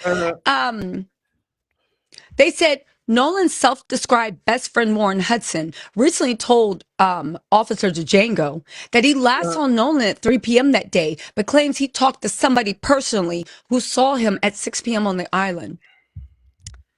First of all, the sun went down at 7:54 on Horn Island, went completely down. That means it was in twilight around 6 p.m. Who did Nolan say he was going to ride back with? And now you're saying you have a mysterious friend that saw Nolan at 6 p.m.? Who? And also, there is maritime law. Whoever agreed to give Nolan a right back had a responsibility to make sure he was on the island. How in a deserted island and nobody goes past the beach? Where was Nolan? How did a whole island leave with 300 and 400 people and Nolan didn't have a right back? And also Warren, his so-called best friend, had no. He did not care whether Nolan was on the boat or not. Anyway, he insists he and his friends weren't even the last people to see Nolan, alleging there were still dozens and dozens on boats around the island when they left. Okay. He said, his friend group told Nolan to get on a boat when they were leaving, but he decided to hang back. So if you left around 4:30, then how come you guys didn't see Nolan? You're saying that only people saw Nolan at 3 p.m. You had to see them when the friends were saying, Nolan, come on. Also, if you see where the boats are docked, the friends could have not told Nolan to come on without you hearing them scream or even seeing Nolan. Right. Also, you had to tell them it's a best friend. You ain't tell your best friend to come on. All right. Right. Listen, this is just so weird. This whole thing, they need to just wrap this up and bring up charges because it's literally a bunch of morons trying to, as the facts keep expanding, they keep trying to expand their story to encompass the facts, and it's just not making sense. Okay? It's it's weird. It's weird. It's weird. You know, but Illy Lily on Philly actually said this, and they said this is a wild article with convenient timing. The audio being released really screwed up their stories and timelines, and now they're scrambling and everyone's talking to TMZ. And as TMZ playing lawyer for them.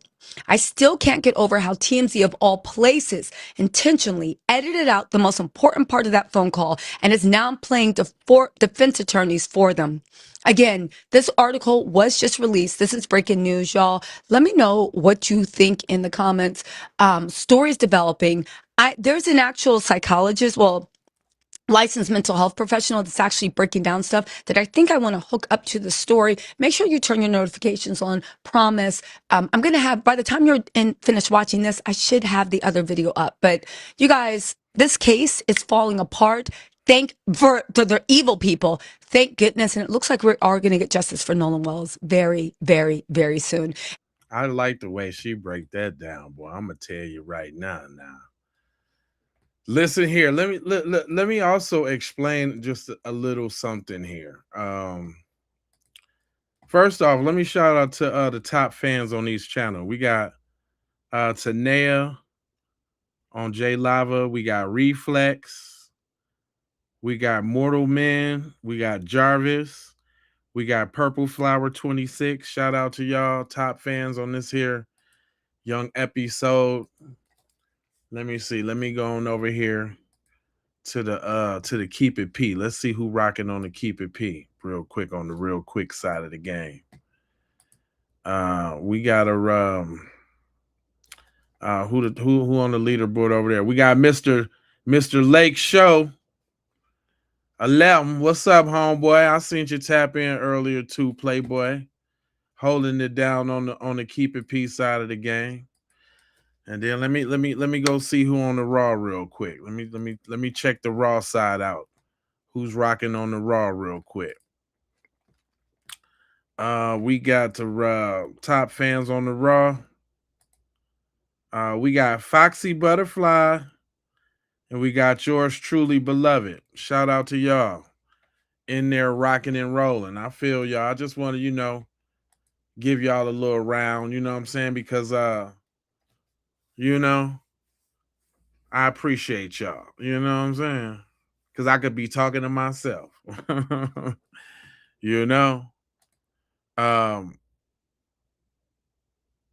They're really messing up with these pictures, with all of this little little information that they coming with.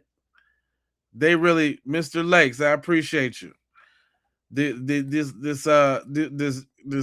fakery that they coming with. Check it out. TMZ and Officer playing in our face. Y'all are playing in our face yet again. Cause help me understand how it would make any logical sense that the photo that you're showing us of the boys allegedly being towed on the boat could be happening at the same time that the emergency call went in? Right. Help me understand. I'm just asking. I just need to understand the logic behind this. We now have new video that shows he was not on the boat after leaving Horn Island. So in the video, you can see somebody on the phone, and there was an emergency call that, was later released. I also find it odd that y'all are not referring to the photo as the alleged photo. Y'all are not referring to the photo of the boys being towed on the boat as alleged. Right. So y'all have confirmation that that is actually from that day? TMZ, who says allegedly like nobody else in the world and has lawyers on their team. Right. Y'all didn't think to say that it was alleged? Right. It's getting weird. At this point, it's getting weird. TMZ and officer playing in our face. Y'all are playing. It is getting super weird. Look, everybody can't be talking about the exact same thing. There's no possible way that everybody is saying the exact same thing. Like we're all like we all must be must be dumb. Hold on.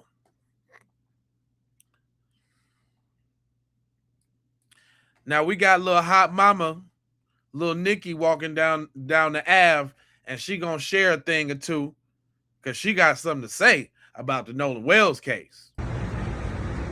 This Nolan Wells case is shocking, but we shouldn't be surprised. Right.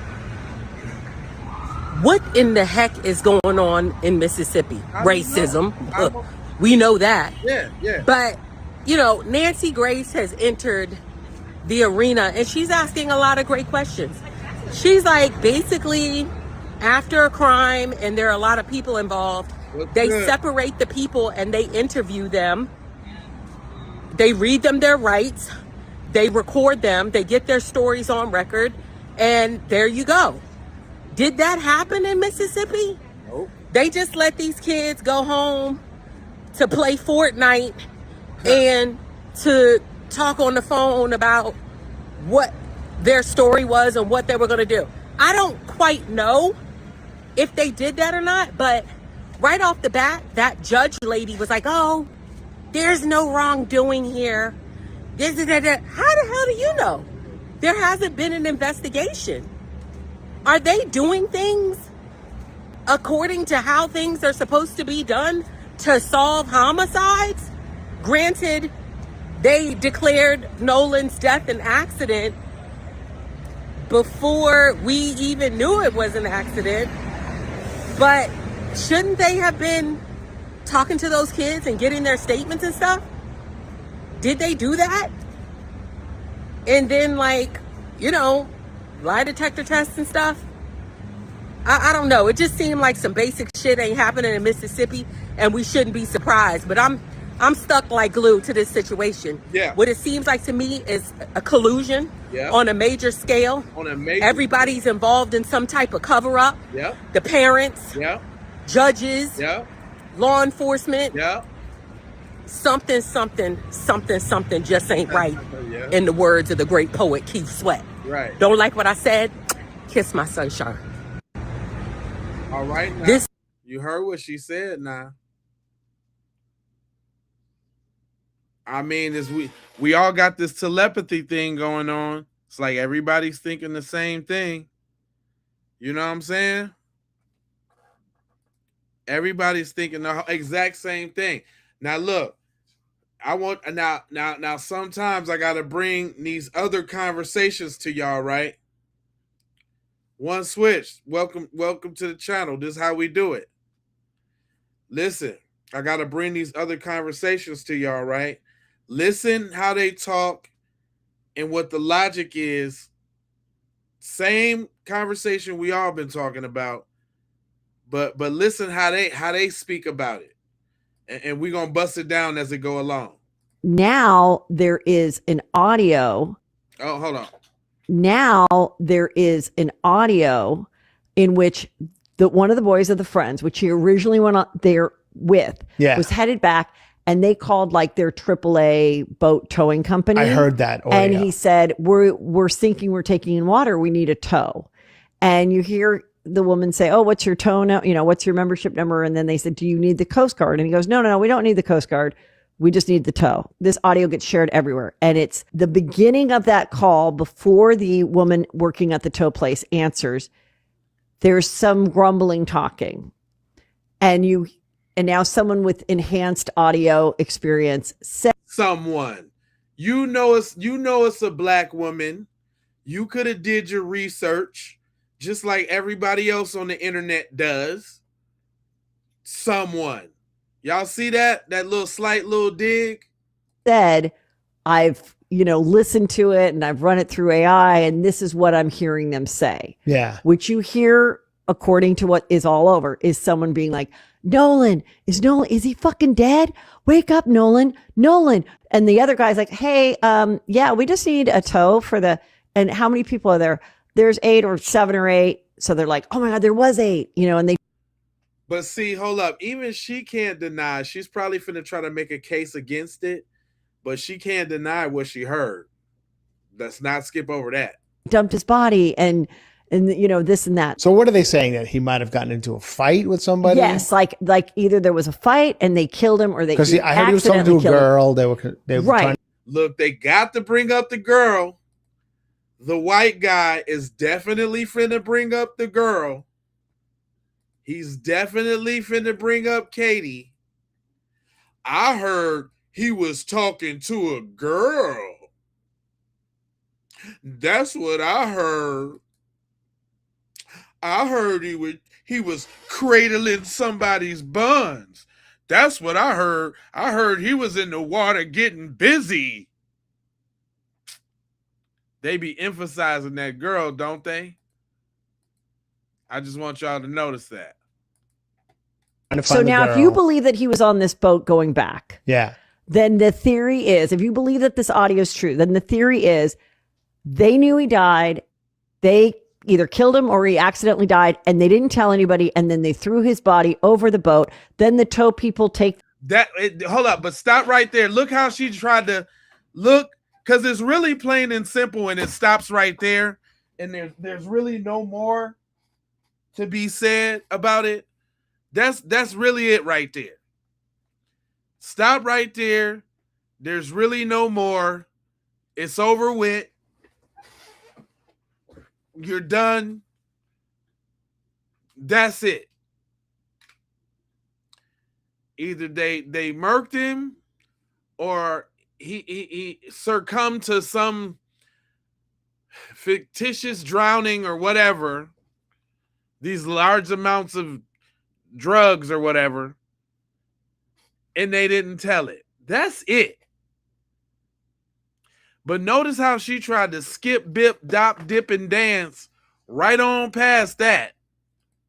It can't be that. It must be much more. Then the theory is they knew he died. They either killed him or he accidentally died and they didn't tell anybody. And then they threw his body over the boat. Then the tow people. Nobody say threw his body. Nobody said that. People take the boat. They go back and enjoy 4th of July and don't tell anybody, and then remove all of their social media and all that stuff. Yeah. And have a bond like, I know what you did last summer. And we're going to take this to our graves. Right. That sounds about right. That sounds about right to me.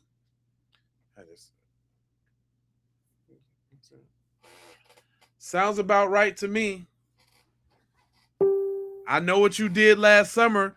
The ideas from those movies don't come from nowhere.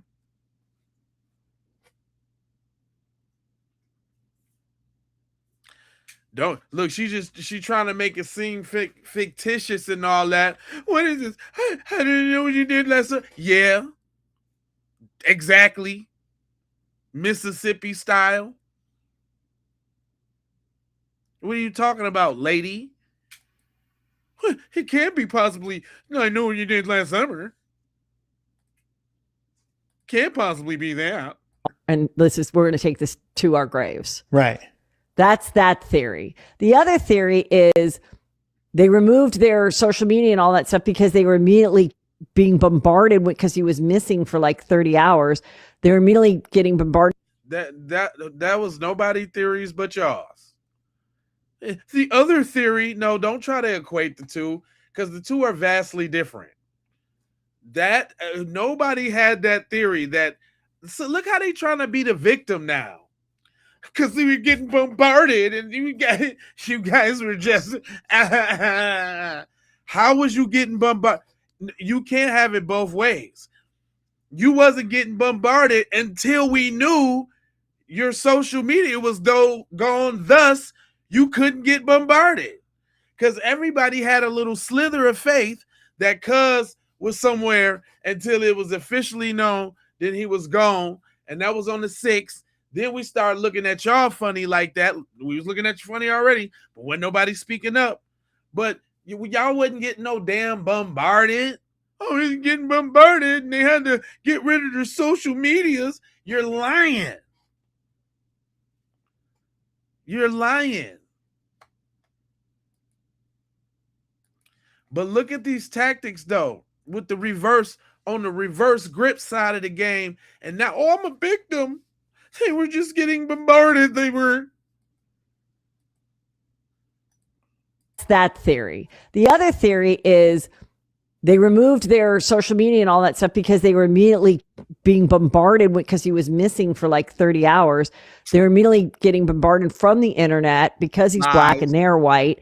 And their parents and everybody just said, remove your social media because you could have been drinking on there. You could have been like, just remove it. Now it's excuses. And was there any drugs in his system or anything like that? They have not said that there was. Okay. Yeah, we don't. Look, because he needed to be. Was there some drugs there? Where was the drugs at? Look how they looking for an opportunity to try to demonize him. They drinking for them, but for Nolan, was there some drugs? Where was the drugs at? I know it was some drugs. Little Buster. Where the drugs? We personally, I don't think we know that, but move it. And was there any drugs in his system or anything like that? They have not said that there was. Okay. Yeah, we personally, I don't think we know that, but they were drinking like White Claws and stuff. I mean, but it still was only 4:00.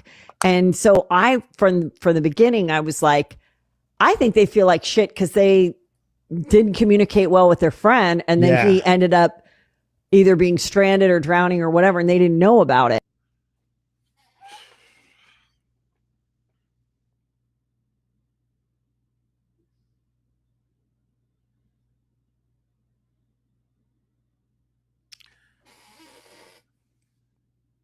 They were so concerned about their friend that they made a world tour with Muhammad, my man, in the same boat that was supposed to be sinking, going down.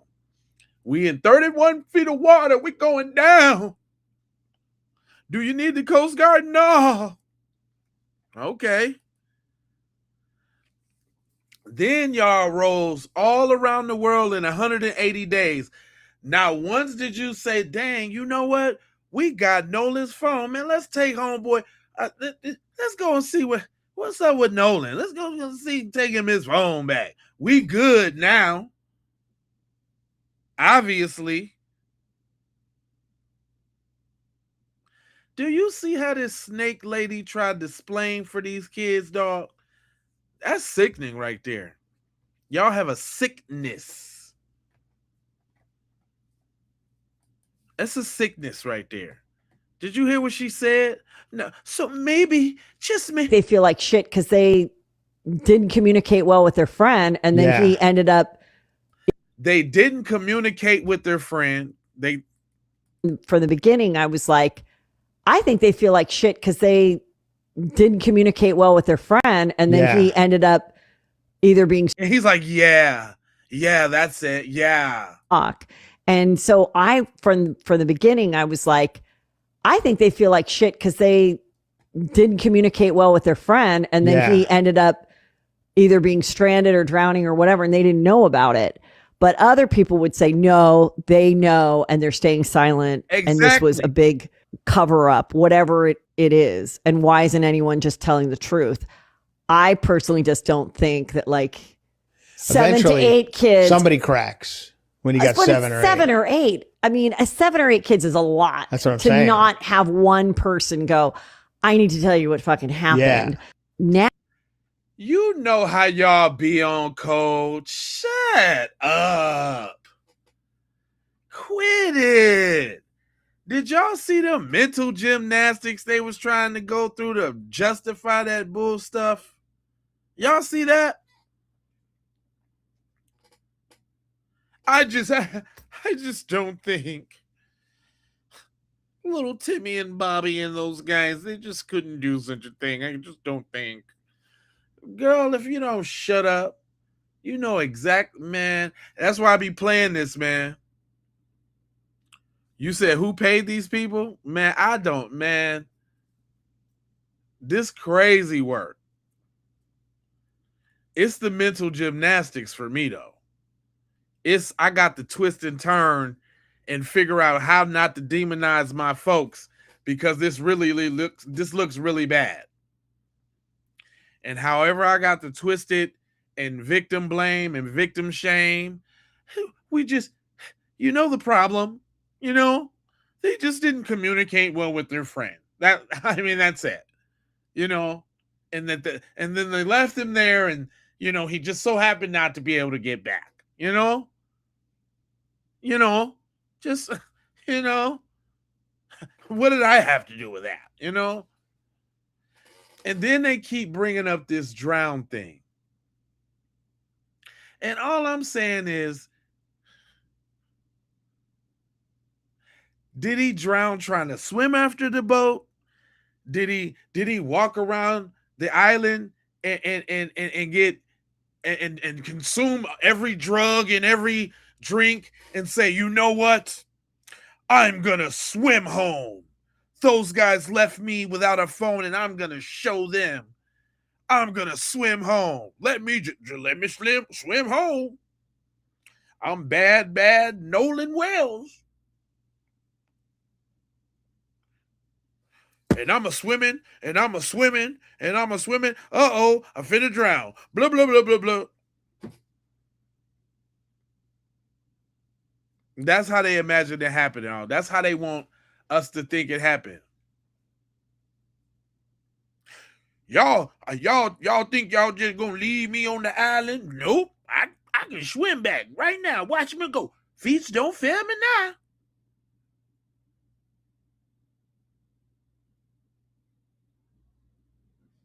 Well, why don't you guys wait till all the information comes out? Why don't you wait till the investigation is done? It's the investigation.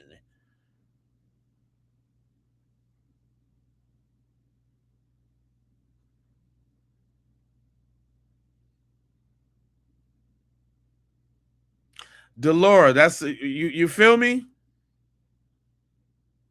Thanks for the jewels.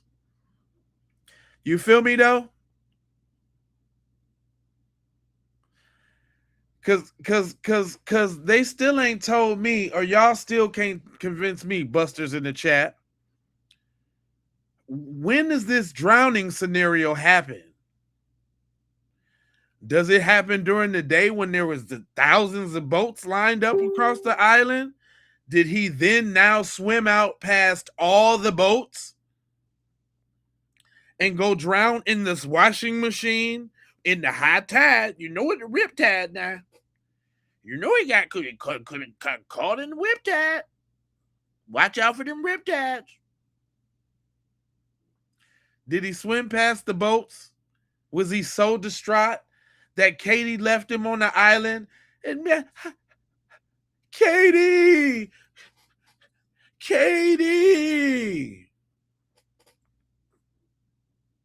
I'm just trying to figure out when this drowning thing happened. When y'all can explain that to me.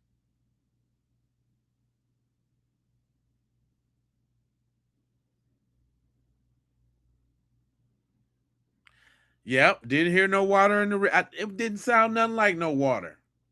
You ain't hear no splashing, no, because if they was moving around on the boat hysterical and taking on water, it definitely would have been some splashing or his foot in the water. You know what I'm saying? The sloshing around trying to panically panic, sloshing of the water on the feet or something, ankle high. She did ask him, where's the water coming to? Is it ankle high? Is it waist high? And what kind of where the water?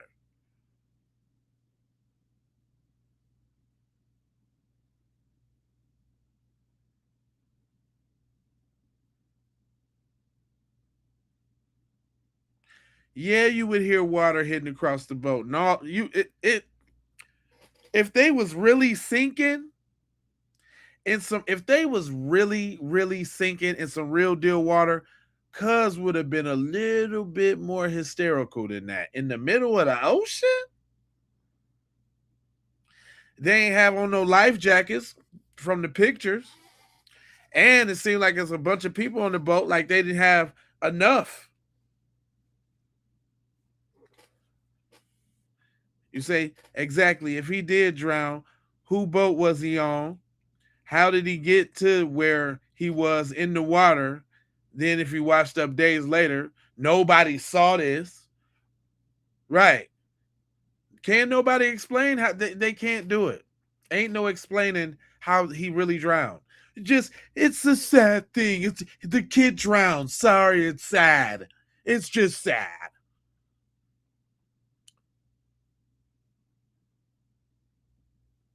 Yeah, they panicked all right about Nolan being dead. Is he dead? Can we cover it up? Nolan! Damn it, Wyatt! Damn it! Damn it, Bart!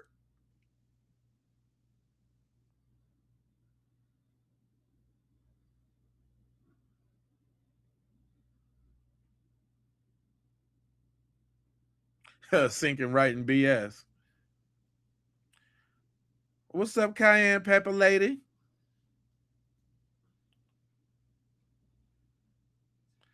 Man, listen. We've been on the swimming trucks already. We just talking about, obviously the busters and the trolls is in there talking about he drowned. It's just a sad situation. Just he drowned. How, my ninja? How did this happen? When? Before or after he was cradling Katie Buns? Before or after? Okay. All right, cool. Listen. Okay, cool. They left Nolan, had boat trouble, everything. They don't know what happened to Nolan after they left him. Still, somebody did something to him. Whether it was Katie and her folks, whether it was whether they brought him to the island to set him up to leave him with his phone so he doesn't have no communication. They set him up. And they knew what was going to happen. If they didn't do what was going to happen, they knew what was going to happen. I'm saying that too. How about that? I'm just saying, I'm trying to, whatever little benefit of the doubt, whatever. Okay, great. It's still a bunch of devils amongst us. And and one of them descended on that boy. Because he ain't just croak himself, is what I'm trying to tell you. It's either or. You like it ain't even no escaping. And you want to know why? Because all of the moves and the actions that they took when it happened. Which means either they did something or knew something. Knew something or did something. But now that we found it out that was Bart's old chick. Hold on now. Now that we find out that was Bart's old chick, and now she's getting the pretty Tony Pony from Nolan Swelling Wells. She's talking to the big black football kid with the boulder shoulders. We don't like that shit. I don't like that shit. I'm gonna have to drop a dime on that nigga. They had the belly cuz. I don't like that shit. I'm gonna have to drop a dime on them. And who dropped the dime? Warren dropped the dime, and Trayston dropped a dime. They both had to mention to us that they had something slick to say about Katie.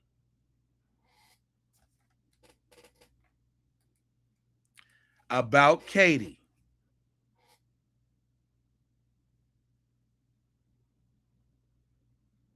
Look what AI did though. Look at how it turned that. Look how it turned that smile into a sinister, devilish grin. Like it was her job to bait him in there.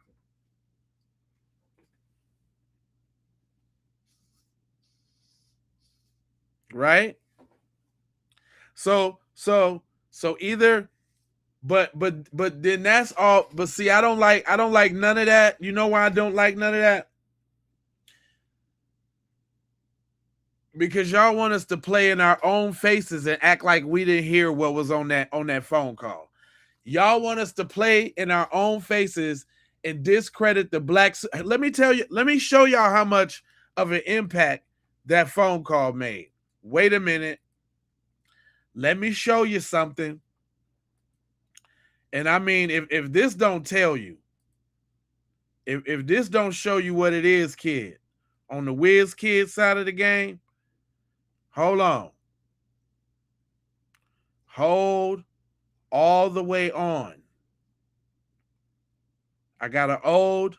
I gotta hold, and I want you to hold it on. This is real serious right here. Cause I was doing some digging, and something stood out to me. I say to myself, self, why would somebody go to the lengths of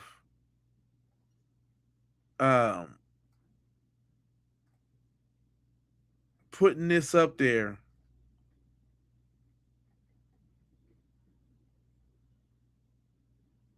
hold on. What's old girl? I gotta figure out what her name is. I'm drawing a blank real quick. Hold on, real quick. Hold on. I had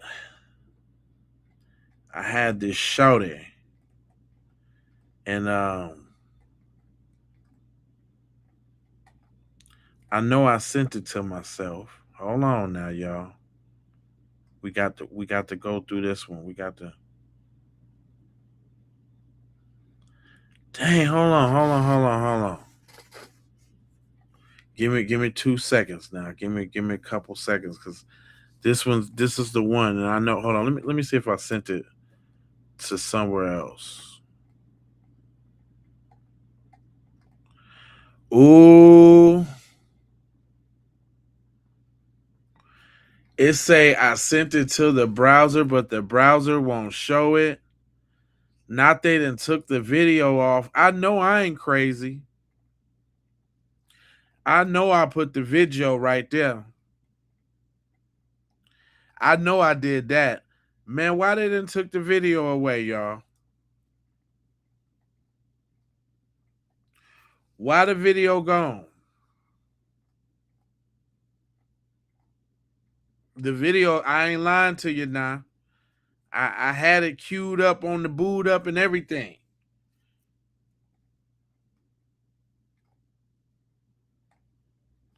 I had it, man. Dang, that's crazy. That joint popped out in real time. But I do have somebody talking about it. But I wanted to read the letter. I wanted to read the letter myself. But I got the video of somebody talking about it, and her wife. So apparently, the engineer that made the audio has a wife. You know, like they're an LGBT couple, and her wife snapped off on the person who made the disparaging comments about her wife. Oh, it's deep. But check this out. Mistake. She is the type of white woman who cannot stand when Black people stand up for and defend ourselves and use our skills, our voices, and our abilities in order to solve cases, speak up for injustices, demand accountability. So she's upset. The thing is, white people want so desperately to control any kind of narrative that comes out about a situation or a story, oftentimes. And please understand, when I say white people, I do not mean all white people. Okay? Not at all. I have met some of the most extraordinary, wonderful people that are not of color that exist on this earth, salt of the earth. So, but I have to say, it's coming out more and more every day that there are seemingly, unfortunately, far more racists than there are non-racist people of color. I have observed it myself throughout my life, and people just aren't trying to hide it anymore. And there's just something about the level of control. They often want desperately to control the narrative. They want to tell Black people what to think. This is what actually happened. This is what, oh, you are misunderstood. In other words, code for you're not smart enough to decode what's going on. Let me tell you what to think. Let me tell you what has actually occurred in said situation. And is that everything that y'all seeing in the chat? Is she busting that down or is she busting that down? that's what gets extremely old and tired. Let me give you an example. This is a random example. Doesn't really have anything to do with the situation. But the other day I was at Walmart and I was sitting in in a handicap spot. Now, I had not put my handicap placard on yet because I had not exited my car. But I was getting ready to shortly, but I was finishing up a conversation with someone on the phone, and this white man, and I had my window slightly ajar, and this white man sticks his head into my window and starts screaming at me that he's calling the police right now on me because I'm parked in a handicap spot. And I'm taking that spot away from someone who truly deserves it. Sir, you're calling the police. You're calling the police on me? You didn't want to find out any information. You didn't want to ask me any questions. Not that you have the right to. Just because you're white and I'm Black does not give you the right to police me. And this is what I'm having a real hard time with white America right now. Them feeling that they have the right to police Black people in what we say, in what we do. They're coming for Janetta. Janetta has the right to do whatever she wants on the internet. If Janetta wants to call herself a dog walker and she's never walked a dog in her life, she has the right to do that on the internet. However she sees herself, she can say that's what she is. Now, she is actually qualified to do what she did. She explained the process, even though she did not owe any of you internet sleuths an explanation for her process and what she did, but she did explain herself nonetheless. And for Sarah to come for her, baby, please, you coming for who? How? Why? Stay in your lane, mind your business, and go about your little life. I've had it up to here. I've had it up to here with white people attempting to police us. It's beyond old. It's beyond tired. Stop trying to tell us what we think, what we know, and what is. Stop coming for us, because we're not going to shut up. We are not going to shut up. We've lived through slavery, Jim Crow, all of it, baby. Civil rights era. We lived through it all, and we are not going back. So, bye, girl. Y'all are gonna have to Now this is the wife of the engineer that cleaned up the audio. Y'all are gonna have to just pardon my frustration, pardon my attitude and my energy right now. I'm gonna be as transparent as I possibly can. What I just saw Sarah J. Fields say in response to my wife, Janetta Brantley, doing what she can out of the kindness of her heart to help the Nolans family has me livid. I want to be clear, and I'm sure Netta's going to comment on her own and speak for herself. Sarah, what you don't understand is that we fear nobody. And we are probably two of the most honest people that you will ever come across.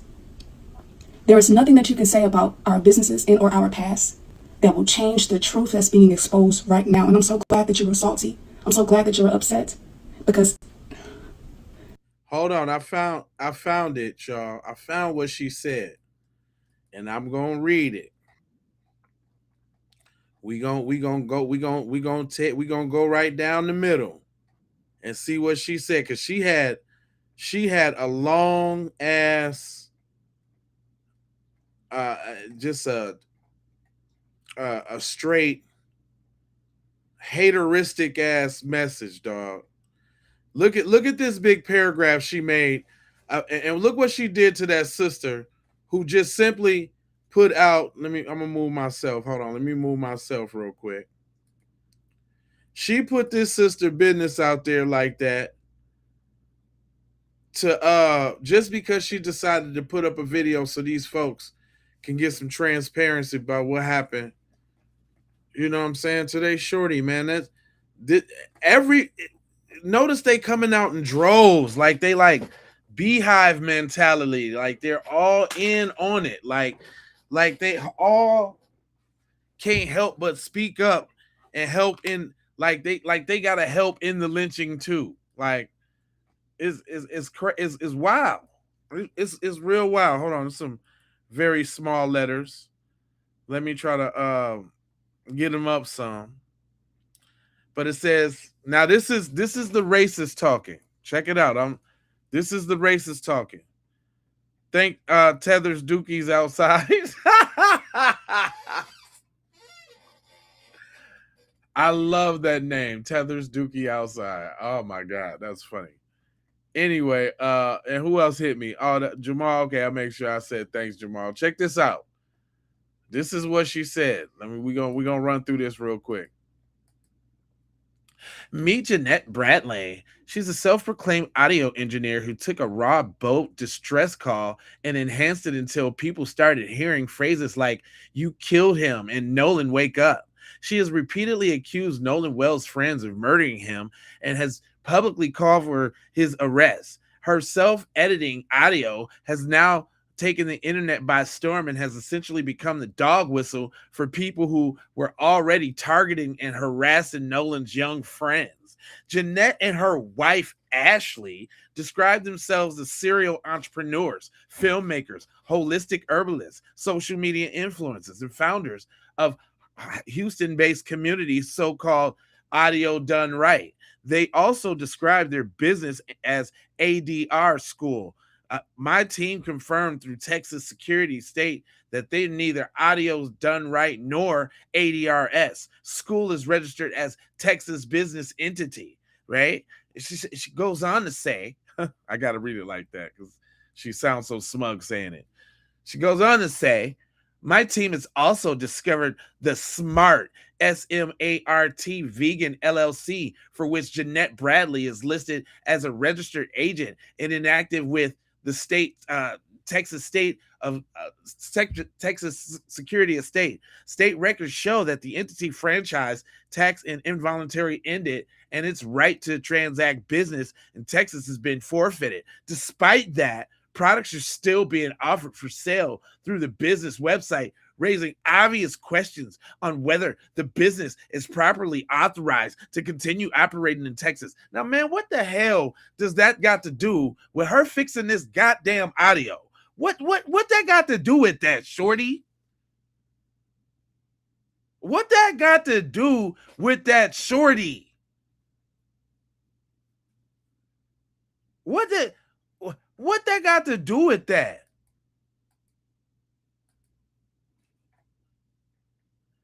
Public records also show that Jeanette Bradley has her own criminal history. She pled guilty to a Class B misdemeanor terroristic threats charge in Baraza County and was also sentenced to 3 days in Baraza County jail. Yeah. Court records also show that she later is entitled to NOLO Confederate no contest plea to a Class B misdemeanor theft charge involving property valued at $50 to $500, for which she again received 3 whole days. Really? Do y'all hear this, broad? Do you hear this, broad? Nothing burger sandwiches. Nothing burger sandwiches, nothing burger fries with that new secret nothing burger sauce. Followed down by a diet nothing burger. The theft case file also references to a trespassing warning issued by Popeye's Fried Chicken in Alvin, Texas. Googly eyes. Because you know they love that chicken. Oh my God. Do you see all the mayo slathered all over this post? She's slathering mayo all over the post for no reason. Meanwhile, this is the person in the internet racists and the activists have chosen to trust for accusing grief teenagers of murdering based on edited audio file that she created herself?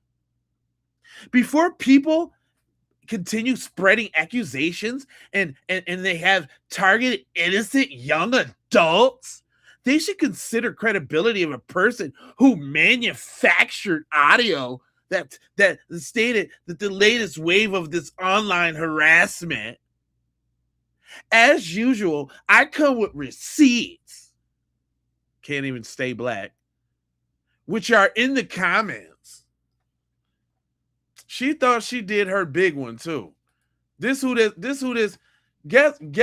next one that's finna be a devil? Guess who the next one is finna be a devil? Guess who the next one finna be? I guess I got two. Two coming up tomorrow. Two devilinas. Coming right up for y'all. Did I nail that voice or did I not nail that voice? Did y'all feel the smug nastiness coming from my voice? On how was that a Becky for real? Did I give y'all Becky vibes? Was that a cool little Becky voice? Did I get her? Now this is her wife snapping off to about what she said. Her wife clapped back. So her wife must be the man in the situation because she's taking up for her wife. And you ain't going to be talking about her wife. Keep her wife name out your mouth. We are not going back. So, bye, girl. Y'all are gonna have to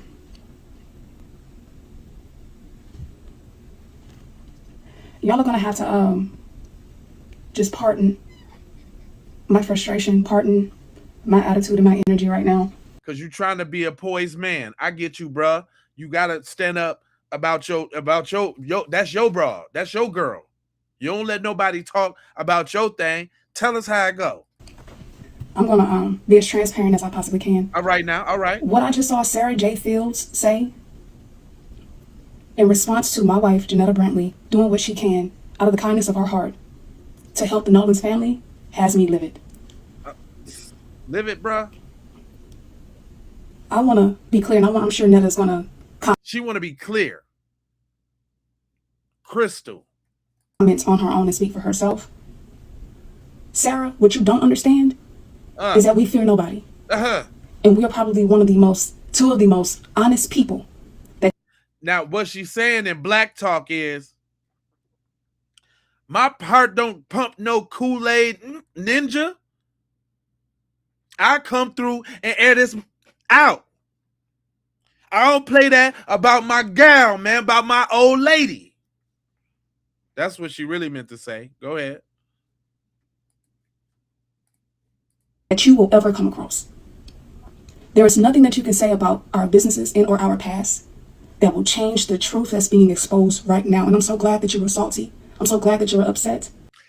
Basically, what she's saying is you can run your mouth about my business all you want to. You ain't going to be satisfied till I run my fist across your jawline. And run and tell that. Go ahead. Because people like you deserve to lose. Another clarification, because what lying people like to do is try to shift the goalposts. My wife never claimed to be a professional audio investigator, crime investigator, or anything like that. What's so Right. beautiful about what she did was she's an average person, just like me and you, because I know you think that you're not, but just like me and you, she's the average citizen who was concerned about a case to which another innocent black male has been slain and wanted to do what she could to help as an audio engineer in the entertainment industry. Basically, what she said was, my wife know what the she doing. Don't you ever question my wife. You can't never get on our level, biatch.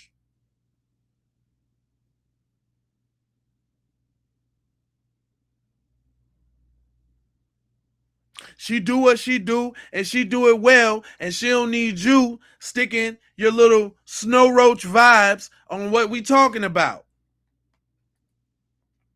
Go ahead, tell them, sis, sister, bruh. Not once did she ever claim to be a professional forensics investigator. Not once did she claim that she did any forensic work. What she claimed was that as an audio engineer, she did what she knew how to do, what she's been doing for her. She been doing this. She ain't new to this, she true to this. And you need to put some respect on her name.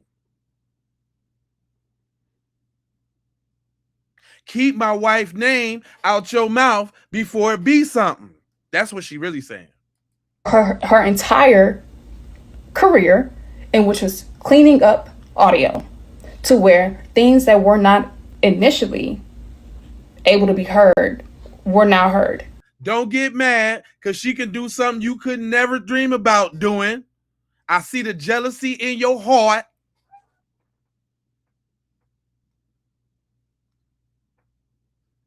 And you lucky I'm just saying it over this here internet before I have to pull up on you. If your position is so strong, why are you lying? And if you think that you're about to bully us from telling the truth and from continuing to share and stand for the justice for the Nolan family, and not just Nolan, but also Carmelo, you are grossly mistaken. And if Sarah you J. think you're Fields going to keep is talking, disgusting. look, if you think you're going to keep talking like you talking, don't be surprised when I pull up. I say what I want to say, and I said what I said, and I meant that.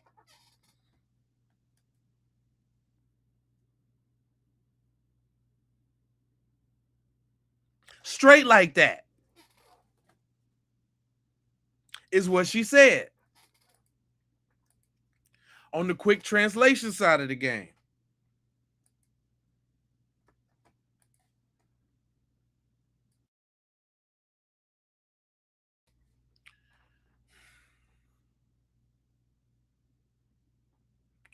I'm just saying, she chosen.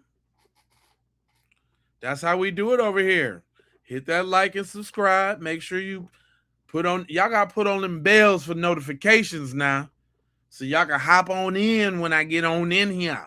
I usually go live every day around, if I do one in the day, it's around like 12 o'clock.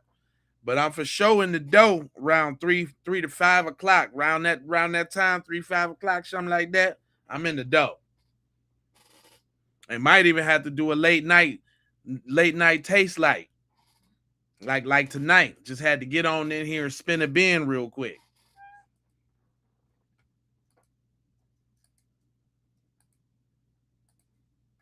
It must be some of our people's day off, because I ain't noticed them in the chat tonight. Which is good, you know what I'm saying? Which is good. But I had there was a couple more important points that I wanted to get to that the people was talking about. I even had let me go ahead and get this out the way too. Now, after everything we've been talking about, your boy race bait him. I say and do whatever Massa say me do, Tatum. He comes up with the follow-up after the videos is out. Listen to this. What I was told, and you guys, please take in consideration that It's reliable sources. However, the only way to prove the truth in this is if I see it with my own eyes, if the law enforcement have the investigation of this, and also when the toxicology results come out. But people are messaging me and telling me that there is heavy drinking and there's cocaine involved. And there's a particular person whom I know this person's name. I'm not going to disclose it. I'm going to go to the police first. And then. Oh, so you wasn't saying that during the interview, Buster. Now all of a sudden there's some drugs involved. All of a sudden. All of a sudden. I will disclose it if it doesn't interfere in the investigation. What? But this person allegedly. It's information. If you trying to help your boys out, why ain't you telling? Involved. And there's a particular person whom I know this person's name. I'm not going to disclose it. I'm going to go to the police first. And then I will disclose it if it doesn't interfere in the investigation. But this person allegedly was offering people cocaine, and someone close to Nolan, one of his friends, told me that this person was offered cocaine and rejected it from this person. And I was also told, and this person told me that it's over 100% chance that Nolan was using cocaine during this period of time. This person said it was 150% sure that when the toxicology comes back. Now, wait a minute, y'all. Hold on now. I know some of y'all say get out of here, right? But don't y'all remember I said that somebody might have gave Nolan the Fent pack? I was a little out there a little bit, but he's still telling. Okay, so somebody offered him cocaine and he didn't take it? No, because that's what it is. He didn't take it and they got to fighting because they thought he was too good. Or you the star athlete, or you don't use drugs, or you got Katie, or what you think you too good. I could see that though. I could see that. I could see that though. See, you got to dig in between the lines. They think they saying something else. Cause check this out. If they all in it, it wouldn't be nothing for the medical examiner to come back and say they got any type of drug in the system. They could do that. You think they don't got dirty sample laying around for the occasion? And guess what? If so, all right, fine. Nolan was Tony Montana. Fine. Nolan walked around with a brick on him. Great. Still, he was on that boat when he took a bump and died, and y'all didn't do nothing. Fine. Great. You can have it. Y'all still didn't do nothing.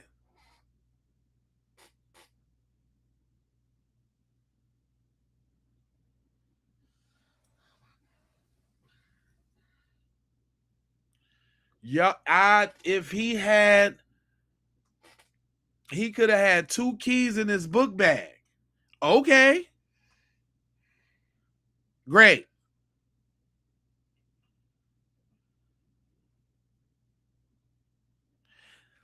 The funny thing, they keep trying to spin different scenarios, but it's all still leading to y'all didn't do what y'all supposed to do.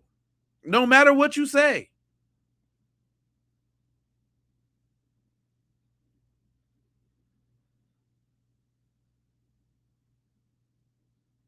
Right, if nothing else, it's definitely a cover-up.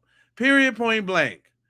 Like, okay, Nolan was the Yakuza. He had the plug. He was supplying everybody. He sold everything. on this day, no other day, the 4th of July, he gets so high that he blacks out. He gets a heart attack. He, whatever. Okay.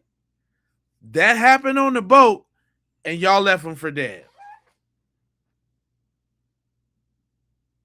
Cool.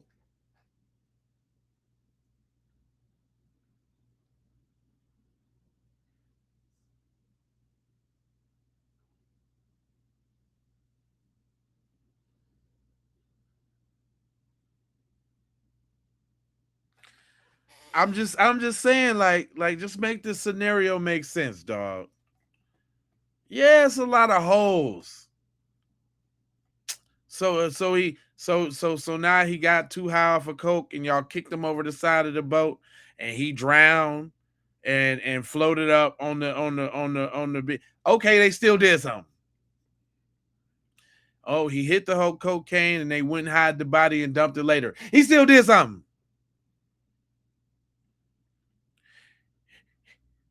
He was on the boat, and everybody was doing the coke, and they said, Nolan, it's your time to do the coke, and Nolan said no, and so they beat him up because he didn't want to do the coke. They still did something.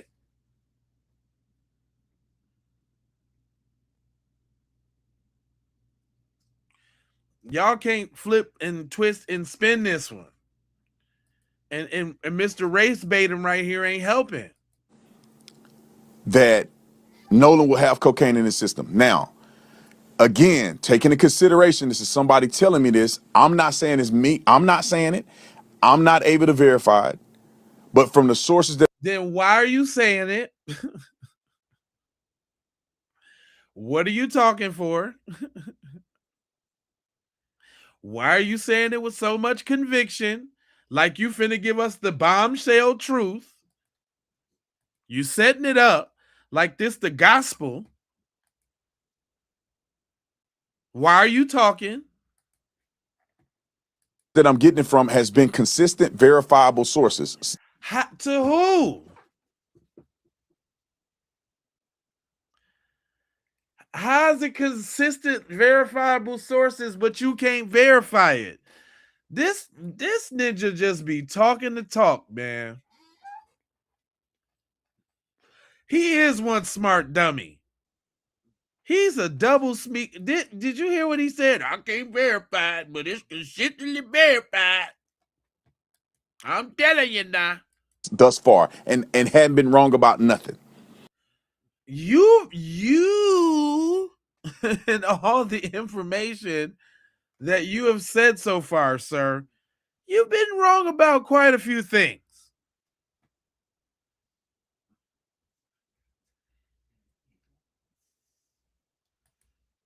I know. You're like, it's so weird, I can't take it. But no, we gotta hear these other sides, man. We gotta hear this. Bottle of whiskey in the background, right? You gotta hear this.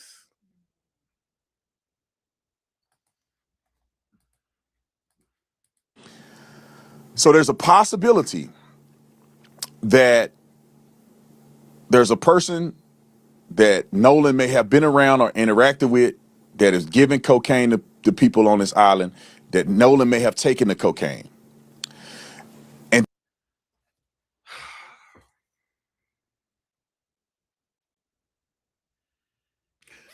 we can't say it was Nolan that was doing that had the drugs, but Nolan knew the plug. It was Nolan that knew the plug. He had all the drugs.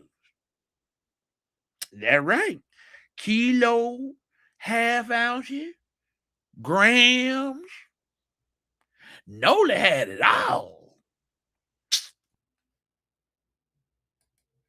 then also, I received a DM. From someone DMing another person. So I got a DM from somebody that DM somebody. I got a DM from the DM now. Now I'm trying to leave these names out because I really don't know what I'm talking about. I'm trying to just explain for the white boys. I want to not mess this investigation up. Nigga, you done that already. think law enforcement already have this. You done that thoroughly already. Matter of fact, you know what, y'all? We need to give Race Batum Tatum a round of applause. I know y'all like, damn, Jay, you tripping. No.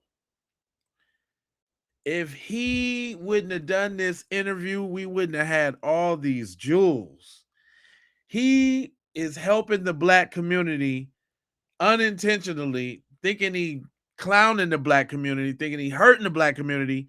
He has helped tremendously, y'all. I mean, this guy's a modern day saint. This guy has helped quite a bit.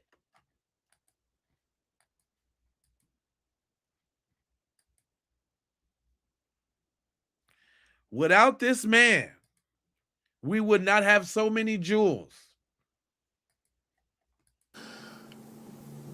That alluded to the fact that, and I messaged this person because I want to talk directly to the person that I saw the DM from. And we haven't talked to this person yet. But the person said in the DM to another kid that is associated, not any of the kids that I interviewed to talk to. Now we got another kid now. This ain't nobody y'all heard from and talked to now.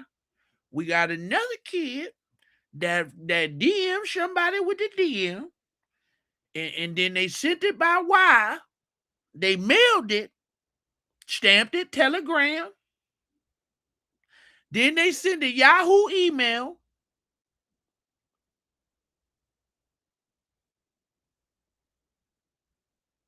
It said you got mail, and then boom, there we go. We know now.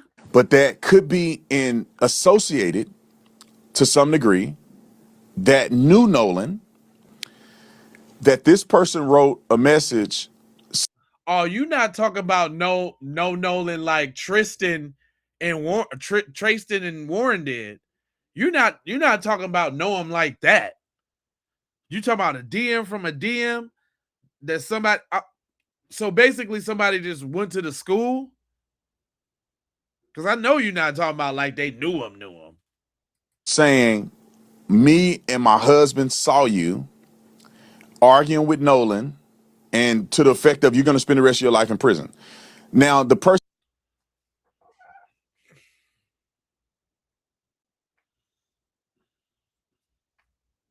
You got to give it to him, though. He know how to put some content together, though. You got to give it to him. The person did not say they saw a physical altercation. The person did not say what time they saw Nolan and this other person getting into an argument. Now, this is after Warren, their boat left. Let me make sure I tell you now. They were gone. They were nowheres around. I swears to you now. Would I lie on Boy Scouts honor? This guy, man, I wonder how much they actually gave Cuz to be doing all this. This may be somewhere around a little bit before 6. Right around 6 or a little bit before 6 p.m. Now, according to the autopsy, which I interviewed a medical examiner about this, there is no evidence of blunt force trauma or an evidence that Nolan got into a physical altercation.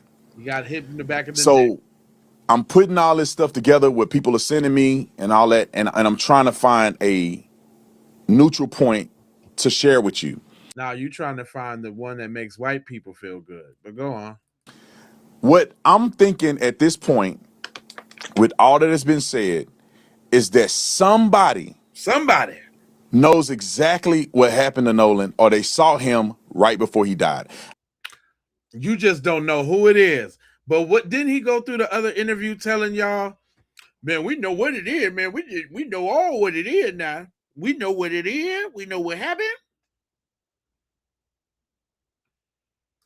This dude is full of crap. I am not convinced that Nolan was just out there and drowned. It could be.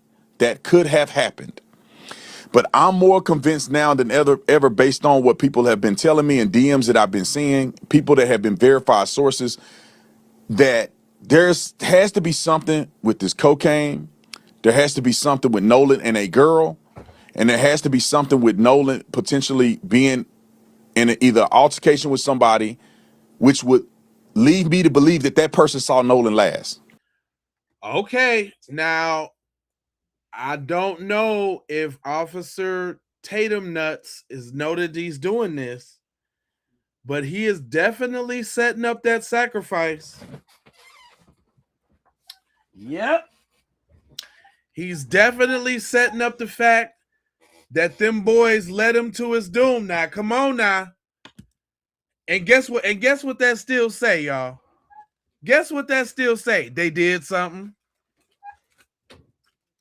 Now they trying to say that they ain't have nothing to do with it. Cool. Cool. That's cool. All right. That's fine.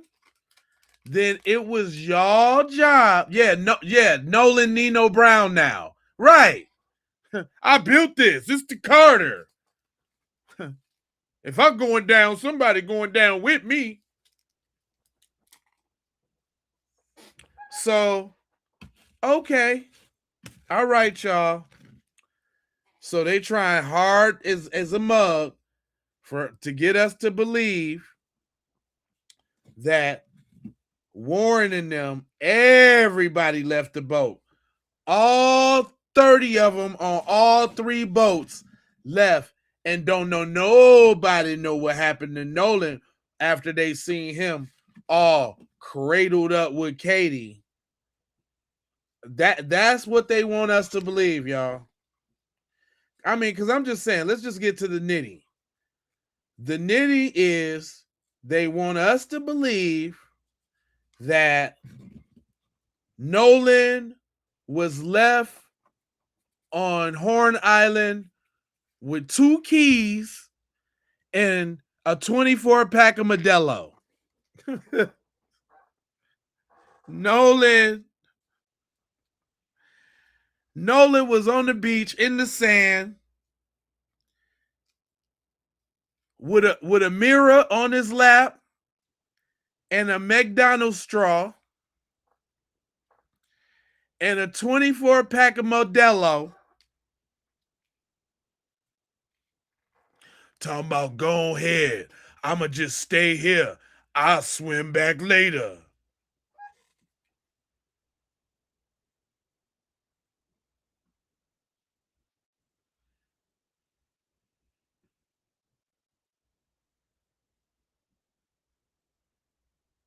They just doing way too much. It's the cover up is too hard. Yeah, Nolan was sitting on the beach with a mirror, McDonald's straw in one hand, a Modelo in the other, sipping. You know what I'm saying? Just living life on the 4th of July all by himself.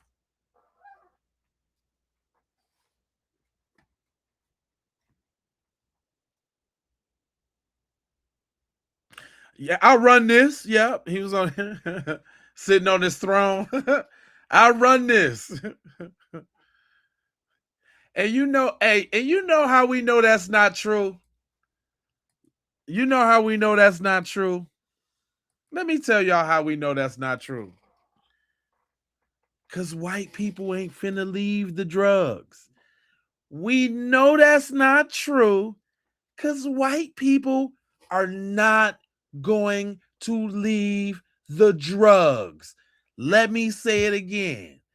The white people ain't gonna leave the drugs. There's no way they would have left Nolan if he had the pack. If you know white people, they do all the drugs. They've done more drugs than you've ever seen somebody do. White people do the kind of drugs that if you did, you would die immediately. Especially cocaine. Especially powder. They left the powder.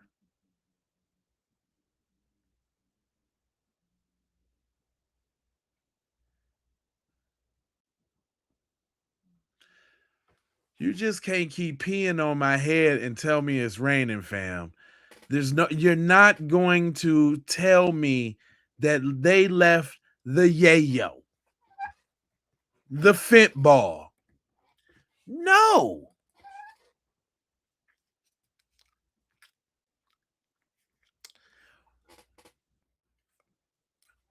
Nigga, let me tell you something. White people travel to the worst of the worst neighborhoods to get that thing. That's what white people don't never have fatigue when it comes to that thing. What's fatigue? Jamal has the pack. We going to the trap to get the pack from Jamal. Fatigue what? Fatigue, you said?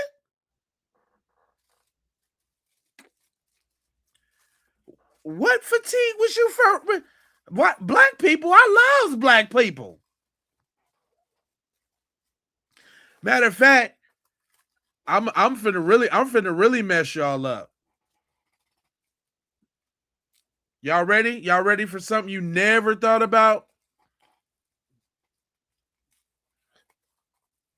When they say they got black friends, it's not Nolan. It's the dealer. Dun dun dun. It's the dealer that they're talking about. It's not dudes like Nolan.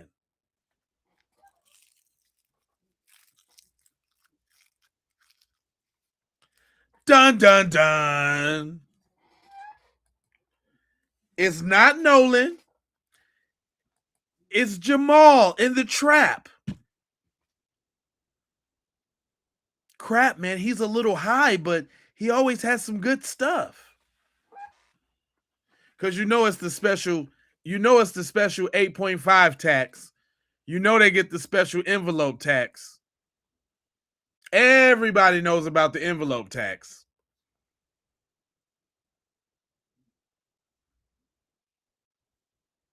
There's definitely a snow roach fee.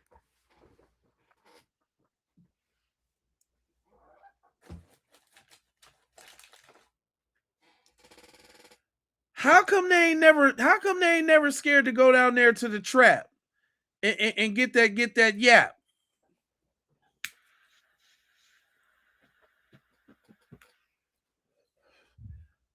You I got you on that one, Chris. I'm just saying, they ain't never scared to go get that yap, but it's the fatigue. I'm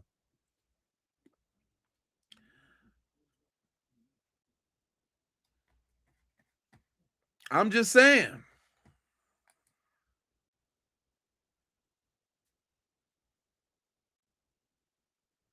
So now Nolan had a backpack full of that Nicaraguan funk, and he was passing out lines, apparently,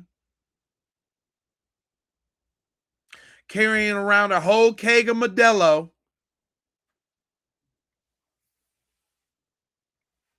Apparently, Nolan had all the party favors. And he said, "No, leave me on the island. I'll be good." Man, they ain't leaving that boy if he had that thing.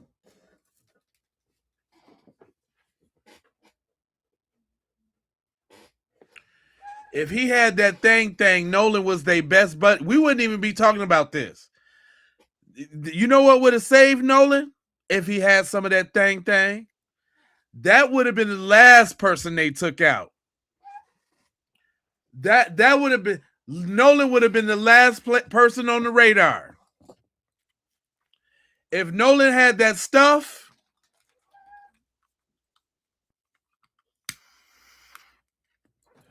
let me tell you.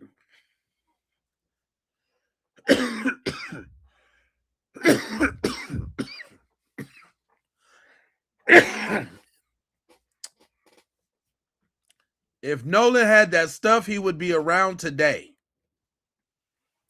It would have been Tristan. It would have been him. It would have been Mr. Confused for sure.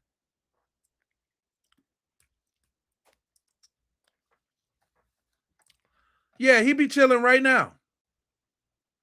Living his best life. Hell yeah, he would have been VIP. They would have hoisted him up on his shoulders. They would have been walking him all around and Nolan.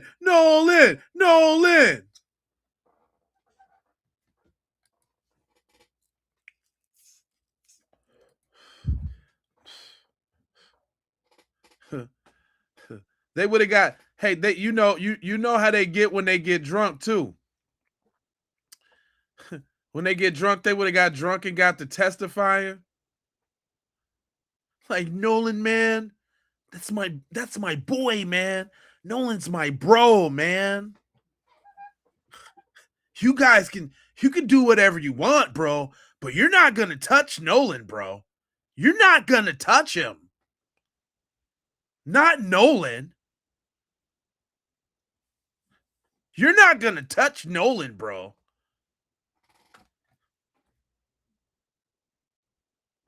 You're not gonna do it, bro. Nolan's with me, okay?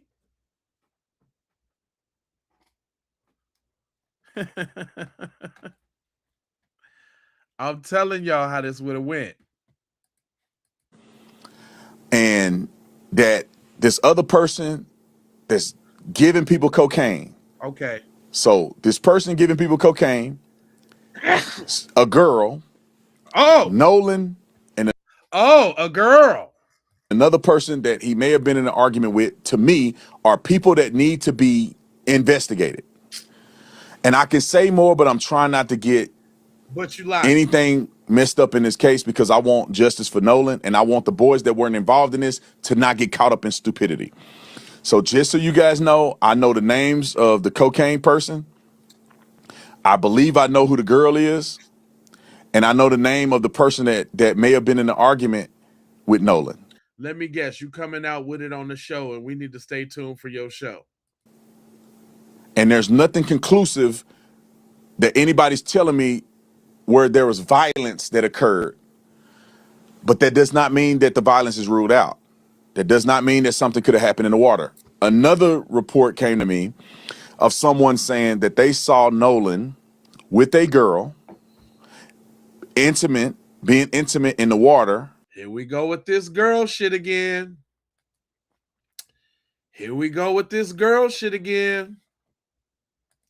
I told y'all.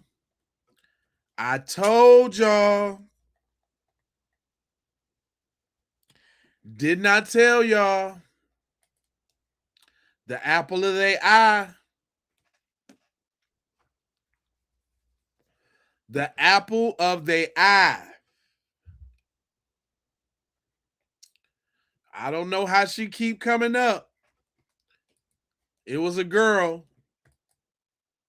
Where it caught their attention, and they believed that they saw Nolan and this girl struggling in the water. No.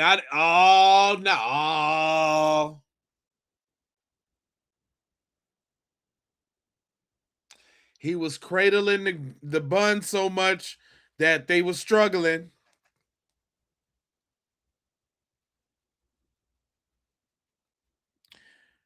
They was cradling. There was too much cradling. They was struggling. Not necessarily drowning, but struggling. Like it was obvious enough that the person was concerned when they saw Nolan in the water, and he was with this girl.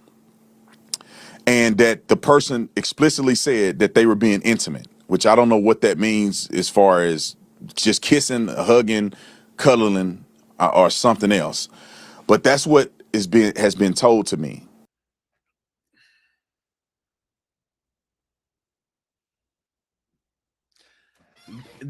Do this dude think that he's like what's the point of what he's saying? Is he covering? Do he think he covering up? Because he is telling it all. He tell us We knew it was about that girl. Cocaine Katie. Yup. The little devil mommy. Another Quello, and she'll be okay. Another Quello, and she'll be okay.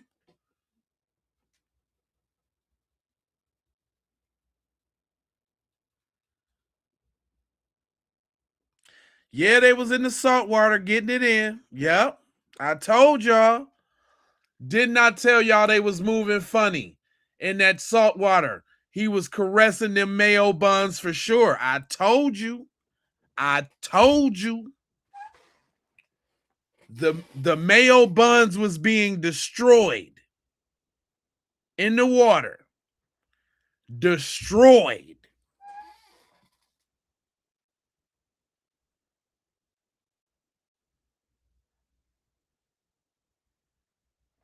It's all about the mayo buns. I keep telling y'all.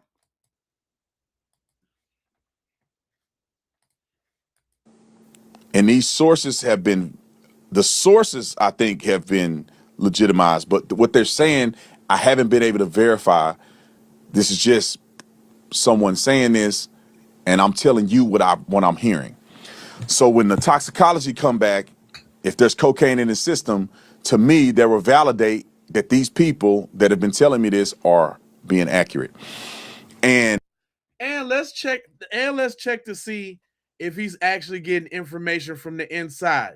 Because let's not act like we ain't got a judge on the team that had the hotline number going to her joint, okay? Let's add all that together. And like I said, somebody really close to Nolan made mention that they're almost 100% sure that he may have been partaking in the use of cocaine. And it's unfortunate.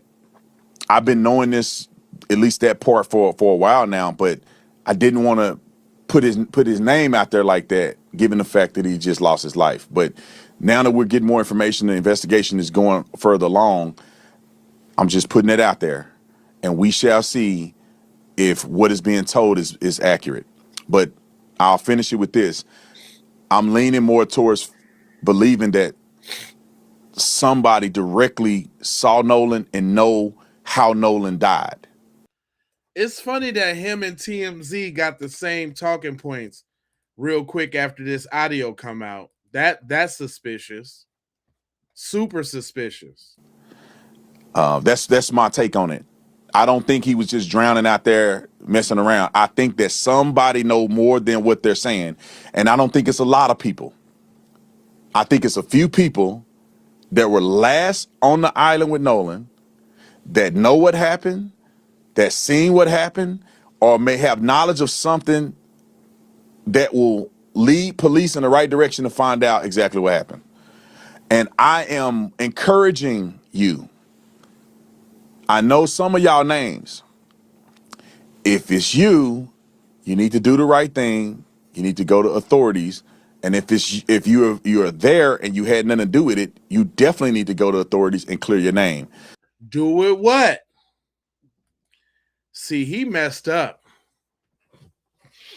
Do it what? What happened? And if you know, guess what? They know too, dumbass. You're a dumbass. If you know, that means you got it from them and they know. That means they know. That means they know. Dumbass. This dude is a goof troop. Is that not what is that the implication here, y'all? If he know, they know. Talk about I got an anonymous tip through somebody. I don't know. It was and it's credible, but it ain't credible, but it's verified to be credible, and they ain't been wrong yet. But I got a tip through a tip on some tippity tip. What are you talking about, my guy?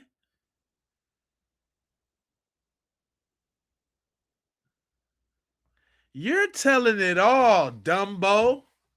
Thank you again. This guy, this guy, he's ruining it. And this is an active investigation.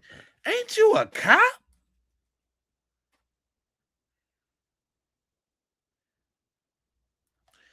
Ain't you the pose? He ain't moving like he used to be no type of police.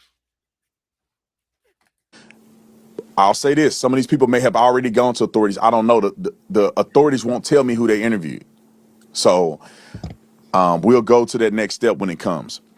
I want to address Judge Mathis. But hold on. You don't want to. He didn't even make no sense, y'all. He ain't make no sense. No, not at all.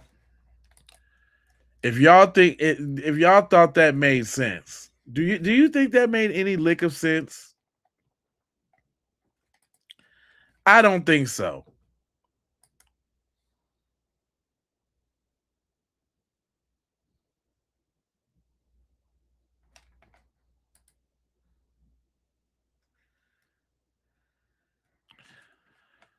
Man, that's crazy right there. Yeah, that right there, like he just keeps sticking his foot all the way in his mouth. That's the definition of foot in the mouth. Look, man, even the white dude know what happened. He said Nolan Xavier Wells murked, then dumped. Plain and simple. White trash saying, y'all. So I'm back on the thing. I'm back on the Nolan Wells. I just listened to the 911 call, and you can clearly hear him saying he won't wake up. Oh my God, Nolan's dead. Then they're saying somebody's chest ain't moving, or it's so distorted. And then they got the remixed version or the edited version where they said they clarified the sound, which nobody really knows if that was a true analyst. I'd like to see something more in depth go into play first. We can make better judgment of our choices and our decisions from this point on. But clearly, they had Nolan in the boat while he was in the process of dying and being alive. So how does a dead person get out of the boat by themselves? There's only one way. They dumped his body. They panicked. They thought they were going to get blamed for it. They've did numerous things. So right now, they are guilty of negligence murder, abuse of a corpse, and probably multiple other felonies and misdemeanors that go along with it. Also, probably some type of maritime laws that they have broke as well. Let's tap back into this. Let's go in depth, and let me continue to gather the facts and all the info on this, and I'll tap back in. Yeah. Jelly Roll's cousin. Ha. Ha. That's Jelly Roll's cousin. He got the eye of Horus above his eye, which I thought was kind of susparian.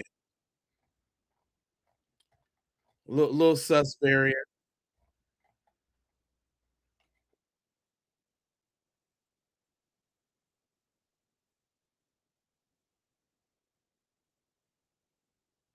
You know what I'm saying? Man. All right, so listen, tomorrow I'm trying to do like 3 streams. I made sure I came back for y'all just so you know. I don't want to hold you, but I'm a moji, foji, and scold you about being on code, and you know I got 4 words for you. If you're new here, I need you to go ahead and subscribe for the vibes, like for the spike, comment your vomit, share if you care about getting black empowerment everywhere. Uh, if you're a stomp down, you'll come back and hype this thing. You get 3 hypes a week. You can spend one with me and get some of this black empowerment into the hype because they don't be pushing these kind of messages, you know. Also, Make sure y'all hit them bells for notifications so you know when I go live. And if you really want to support the channel, Jules and all of that is good. But the best thing you can do is be on the landscape view of the broadcast. So right now, if you're watching it and you got the chat below and the pictures above, that's the portrait. That's probably how you came in. But once you come in, you got to go over to the landscape view, because they pay different on that, and that's a great way to support the channel, and I'd appreciate it. Don't forget that we got t-shirts on deck. Go to the link is in the description for those. Say it with your chest. We got all type of dope shirts on deck, and then we also got the on code arsenal. You know what I'm saying? Full of goodies. We got the DVD, we got the book, the digital downloads, and the CD. So go check all of that out. Get on down. Other than that, I got 4 words for you. Thanks for the Jews on the way out the door. Justice. Thank you for the Jews, Just. Thanks for the Jews, Just. But I got 4 words for you. Love, peace, blessings, and aloha. I'm out the Doha for Shoha. You already know. Yiggity.